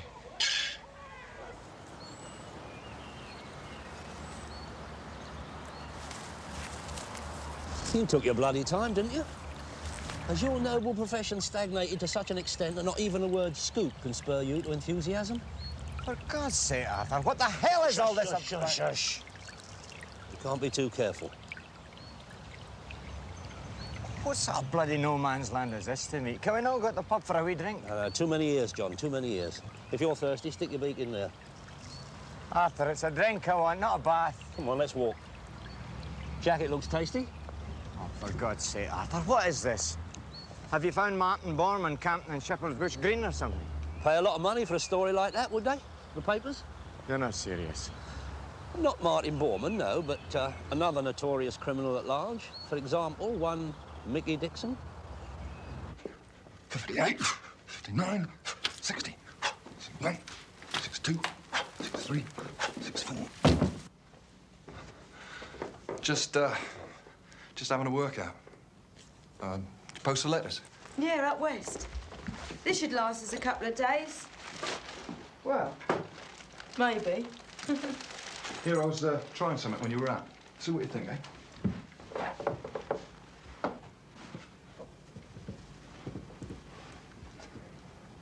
Amazing. Look, what we are talking about is an interview with one of the country's most wanted. I mean, any of the nationals would name a five-figure sum for that kind of exclusive. They'd have to. It's another of your wee hustles, Arthur. Do you really know where Dixon is? Look, let us say I know a man who knows a man who can make the arrangements. What are you telling me for? I'm only a local hack. You are a friend, John. Look, what we have here is a very sensitive situation which has got to be handled with the utmost circumcision. Now, what I need is someone I can trust with contacts in Fleet Street who will not betray a confidence, i.e. keep my name out of it. Oh, yeah, naturally. Yeah. Push off! This has got to be a waste of time, Gav. Who's next on that list? Bernie Beatty. I can't see him getting involved, but we'll give him a tug. I mean, I can see it now, John. 2-page spread. No, 4. Exclusive. My own story by Mad Mickey, as told of that intrepid reporter, John Anker. I mean, think where it might lead, John. Your own column on The Guardian. Look, what you want to do is play up the beast at bay angle. No, don't do that. You might not appreciate that. Arthur, I'm not interested. Not interested? But it's nothing personal, Arthur. It's not a bad story, I'll give you that. It's just that I'm too old for ambition, and I'm too young to retire. I'm quite happy just to coast along on the court reports and the local gossip. I do not want any more pressure. I do not believe I'm hearing this. I mean, you're younger than me. Well, almost. And I'm offering you the scoop of the decade. Probably the century, and you are not interested. Arthur. Give this guy a ring. He's a good reporter, but he's a ruthless bastard. Has to be to survive Fleet Street. Now, you watch your step, because these guys would cross their own mother to cut a good story. Much appreciated, John. Much appreciated. Can we have that drink now? Oh, that's very kind of you, John. No, come. I'll pay you back, Deb. I'll get hold of some dough somehow and I'll pay you back. What for? Well, for food and drink. Put me up in that. I don't want any money from you, Mickey. That's always been your problem. What? Doing people favours. You wouldn't be in the spot you're in now if you weren't so keen on doing people favours. I don't know what you mean. Doesn't matter. I can't see nothing wrong in doing a good turn for mates. Yeah, nice mates. Mates who buy you a drink, tell you what a terrific bloke you are, then ask you to beat someone up because it's easier than doing it themselves. It ain't like that. It is like that, Mickey, and it's about time you realised it. And for what? To be one of the chaps? Leave off, Oh, Deb. Mickey, you're a right bloody innocent. Do you know that? Something in for you?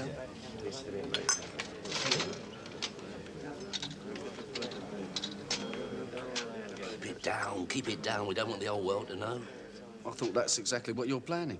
Oh, don't start that again. Look, if you want to help the boy, this is the only way. I don't know so much. Look, Terry, have I achieved eminence and respect on a manor by being a mug? No, I haven't. Now, look, I've got to meet with a top journalist, #1 man in Fleet Street. I don't mess with a second division, Terry, you know that. I'll have a look. It's Cheerful Charlie. Tell Bill.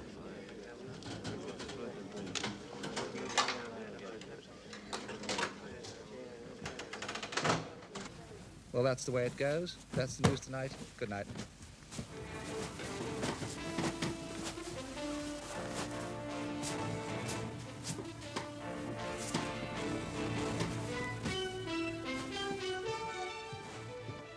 Now, I told you before, I haven't seen him for at least 5 years, right?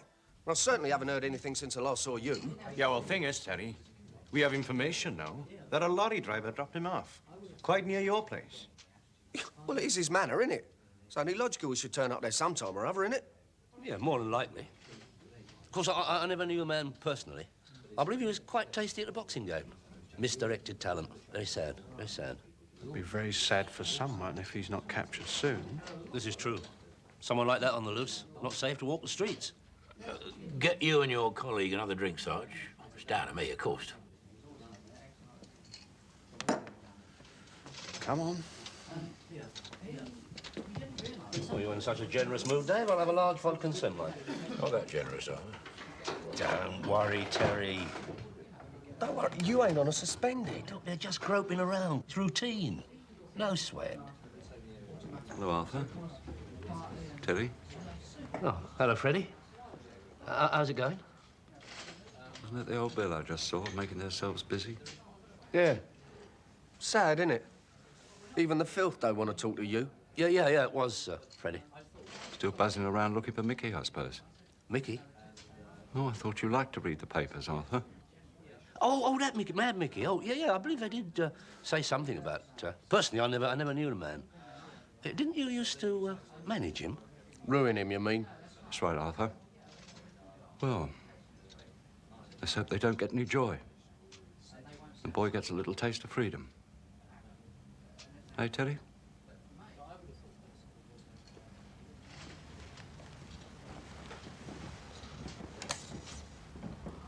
What do you want to take that attitude for? You know the man's a lunatic. The man is a no-good ponce. He's a wrong 'un.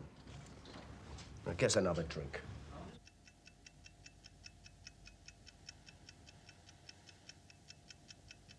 Mickey,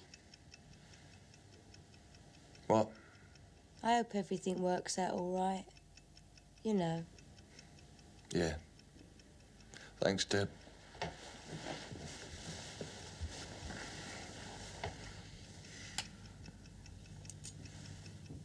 Oh, what the hell.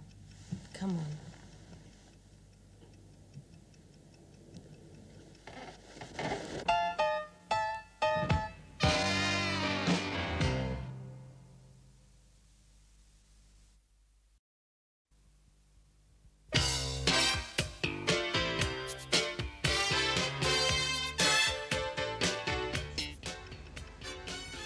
It's all right, Mickey, I understand. It's been a long time. Bloody hell. It's me, Terry. Quick, it's Terry, get up. Oh, turn it in, it's Terry. Get dressed. Terry, are you there? Yeah, just come in. Is everything all right? Yeah, sure. Have me worried then for a minute. What's your tell? Sleeper? Terrific. Good, good. Just gonna make a coffee. Your letter seems popular. Yeah? Look at that front page. The slags! They're still calling me Mad Mickey, look. Yeah, well, it sells papers, doesn't it? I did try to tell you. What? Well, that you're wasting your time with that approach. Still, there's one here that's a bit sympathetic. Yeah? Yeah. Dixon's request for understanding. Look, the reason I came round was to tell you that a pal of mine's had an idea.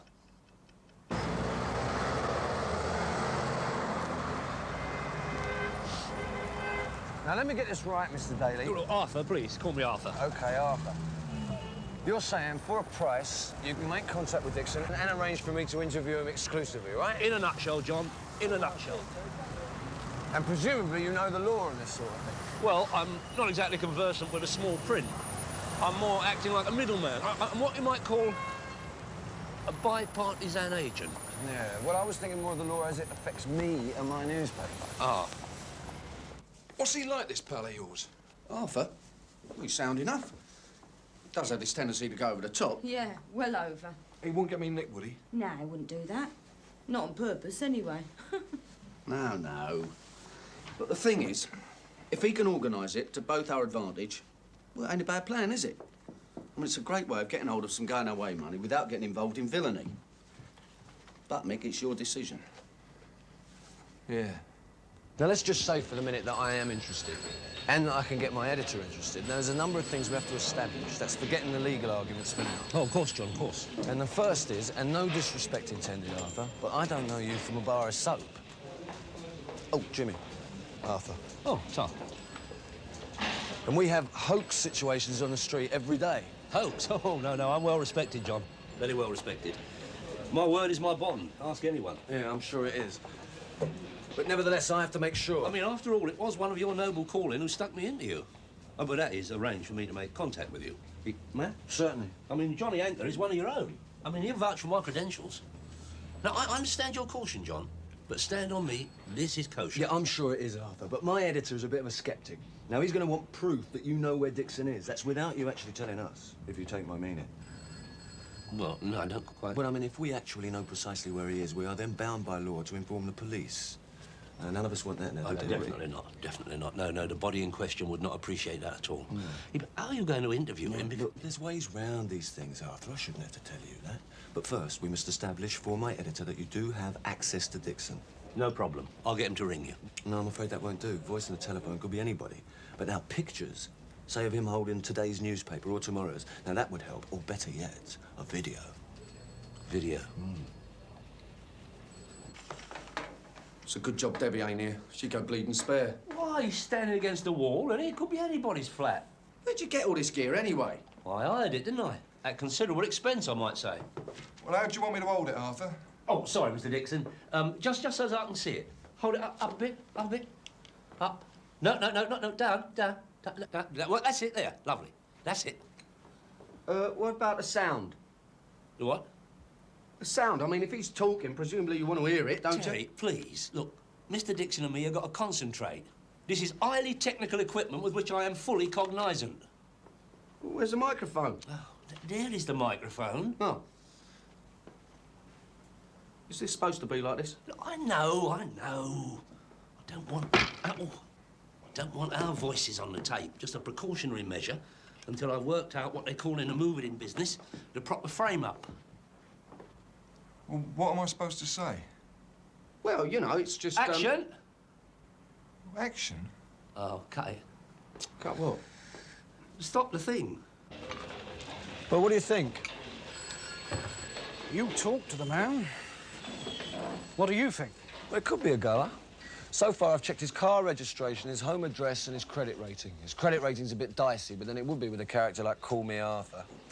If there is anything in it, I don't have to tell you. We need to go careful. Yeah, well, there is someone I know off his territory who's bound to know the full strength on him. What sort of money is he talking about? Telephone numbers. Huh. Offer him 500 up front. If he proves to your satisfaction, he's in a position to give us an exclusive with Dixon. Put him in promised land for the rest, and we'll see how we go from there. Right. That jacket's a bit sudden, isn't it? Yeah. So's Arthur Daly. This could be your ticket to freedom, Mr. Dixon. Stand on me. What about the money? Maximum publicity. Your own story in your own words. Arthur, the money. 2, minimum 4 pages in your actual national newspaper. Top journalist sympathetic to your case. I mean, who knows? This could lead to a Queen's pardon. Oh, that would be right handy, Arthur. Arthur, the money and the arrangements. More than right handy, Mr. Dixon, more than right handy. Oh, listen. You're not going anywhere with that tape until you've told us about the money and what arrangements you've made. And I mean it. Terry, what is the matter with you? Excuse us, Mr. Dixon. Look, negotiations are in progress, but nothing can be settled until my friend in Fleet Street has bona fide evidence for his editor of Mr. Dixon's availability through my good offices. And that means this. Your friend in Fleet Street is a total stranger who could be setting Mickey up. And you. Terry, I'm surprised. How long have you known me? What am I, some sort of a mug? Do you think I'll put that boy's liberty on offer? Sorry, Mr. Dixon. Ah, the geezer's a mug, John. Lives in the past. Chances are he's just trying to corner you for a few quid. So you think I ought to leave it out? No. I mean, it's possible. He knows enough faces. He's got a lemon on the firm that used to be a pal of Mickey's. Could be right. Well, thanks anyway, Freddie. I appreciate that. And, sir. Oh, no, John. Please. We come from the same street. Don't insult them. Your mum and my mum, they still go to bingo together. All right, Freddie. But thanks. I tell you what, see what the bold Arthur comes up with and get in touch. Maybe you and me can sort out something together. All right.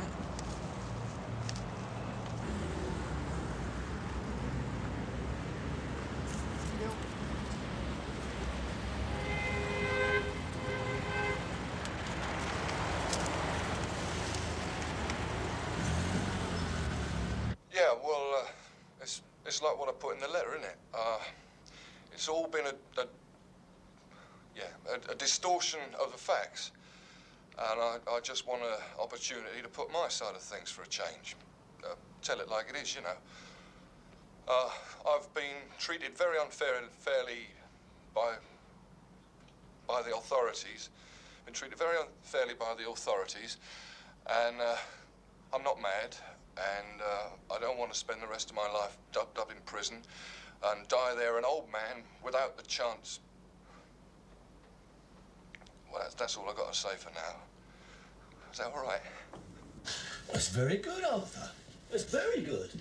Thank you very much. I think perhaps we can come to some sort of arrangement. Naturally, any financial arrangement will have to be negotiated through my editor and must remain strictly confidential. Say no more, John, say no more. Now, of course, there is a little matter of upfront expenses, which have been and will be incurred. Yes, and I have been authorised to give you 500 now, with whatever figure is agreed upon at the appropriate time. That seems very fair, John, very fair. Of course, you realise I personally will not be touching a penny of this money. Oh, of course, Arthur. Still, as a businessman, you'd be silly to ignore the financial possibilities of all this, wouldn't you? I would? Well, I mean, look at the long-running Ronnie Biggs saga. Films, books, whatever. It didn't take much working out. What, you mean me become a sort of literary agent for the infamous? Yeah. Why not? Why not? I like it, John. I like it very much. I mean, it makes a lot of sense. Film rights, bestsellers, could be big. Could be very big.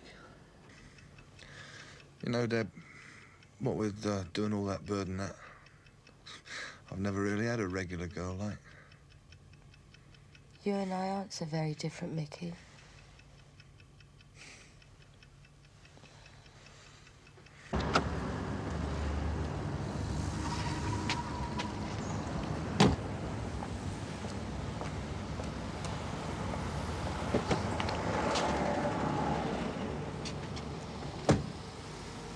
Hello, Arthur.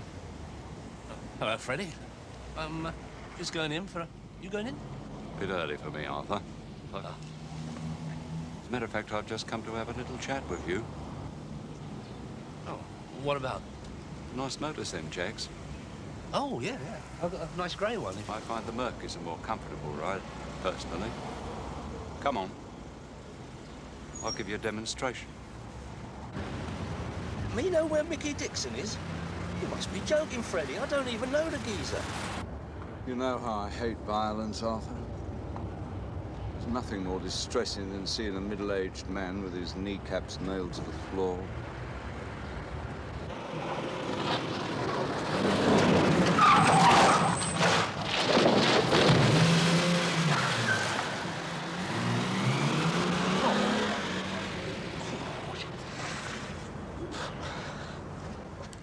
Arthur's been on a blower. He sounds a bit upset.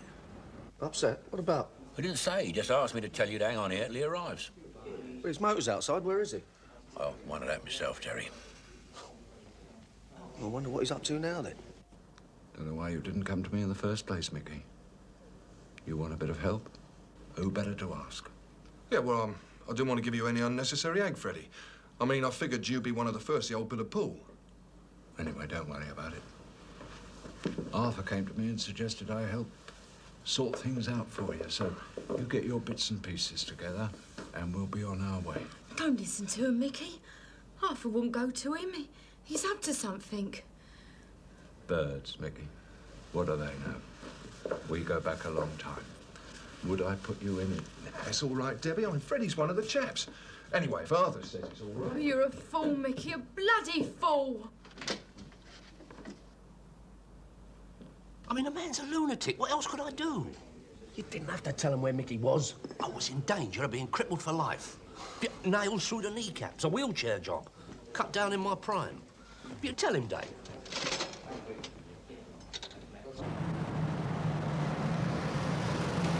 Well, where are we going then, Freddie? Down to the coast, Mickey. Get you safely abroad. Sort out a meet with this journalist friend of mine. It's all right, isn't it? Oh, it's well appreciated, Freddie, well appreciated. Now, turn it in, Deb. No one's blaming you. I tried telling him, but he wouldn't listen. I didn't know what else to do. Yeah, I know. Yeah. Come on, Debs. Try not to be too upset. I tried ringing you at the Winchester, but Dave said you're already on the way. Yeah. No, if anything, I blame myself. Bloody Arthur. Oh, no, be fair. It wasn't really his fault in the circumstances. That slag baker really does hurt people. What I can't figure is how the punch knew that Arthur was involved. Yeah, well, I'm sorry to hear that as well, Arthur. I know my editor will be. Yeah, I agree. The tape? Well, I think the 500 will compensate for that, don't you? Yeah. Well, of course, there's no reason why we can't... Sure. Sure. Yeah. Thanks anyway. How long do you need with Dixon before I contact the police? This is diabolical. Diabolical. This is treachery, deception and betrayal. Diabolical. It's a wicked old world, all right, Arthur. But you told me this man was sound. No, Arthur. I said he was a good reporter, but what's your step? Now, listen to this. Thinking he was to meet someone anonymous who had information regarding Dixon's whereabouts, it came as something as a surprise to this reporter to find Mad Mickey himself waiting for him. Diabolical. And you call this Judas a friend? Not a friend, Arthur. A colleague in my noble profession. Remember? God knows what Terry's going to say. Slags. Punces and slags, all of them. My sentiments exactly, Terry. I don't know. You try to help somebody as you pass along, conduct a bit of honest business, and what do you get? Knife in the back. Grands I could have got.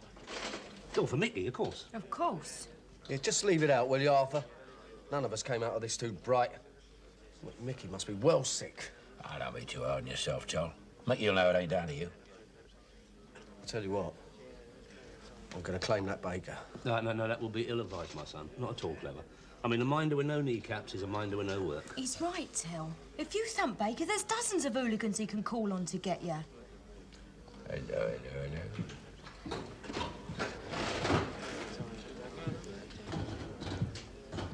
See, you got your man, Mr. Chisholm?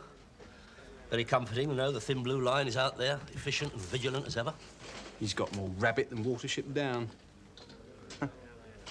Well, Dave, there's a coincidence. Oh, what's that, Sergeant? Interesting jacket Mickey's wearing.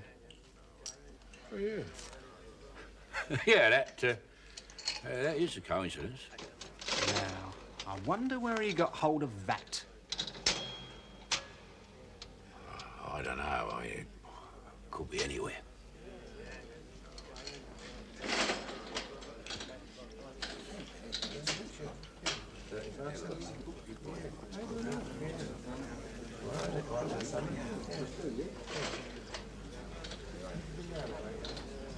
Aye, there. They're all in fashion, aren't they? Chisholm has a disturbingly suspicious nature. There's no point in hanging around just to be asked awkward questions. Oh, my good God. Something on your mind, Terry? Yeah, I was just thinking, you know, you wear glasses, you must have bad eyes. You ought to have them out. It's just his joke, Freddie. He don't mean nothing by it. That's very funny, Terry. That's very humorous. It's a pity so many comedians get to be so unhappy in their personal lives. No, the boy's upset. Oh, upset, is he? Yeah, well, you know what it's like when Plod starts agging you, you get a bit edgy, don't you? Goodness me, is that the time? Come on, Terry, we'll be late. Leave it out, Arthur. This slag knows what upset me. You know, the last time someone spoke to me like that, Terry, was the last time they spoke. You are a scum.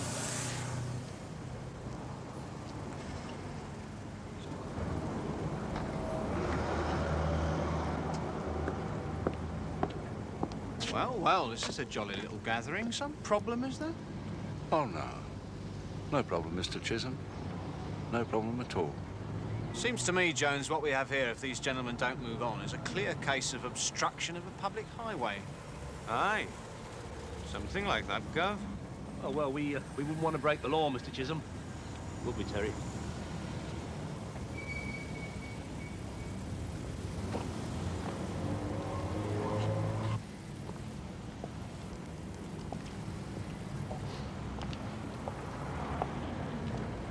Arthur!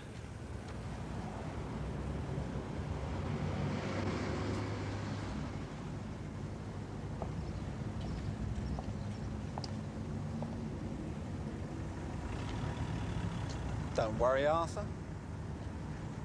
Every dog tooth has his day.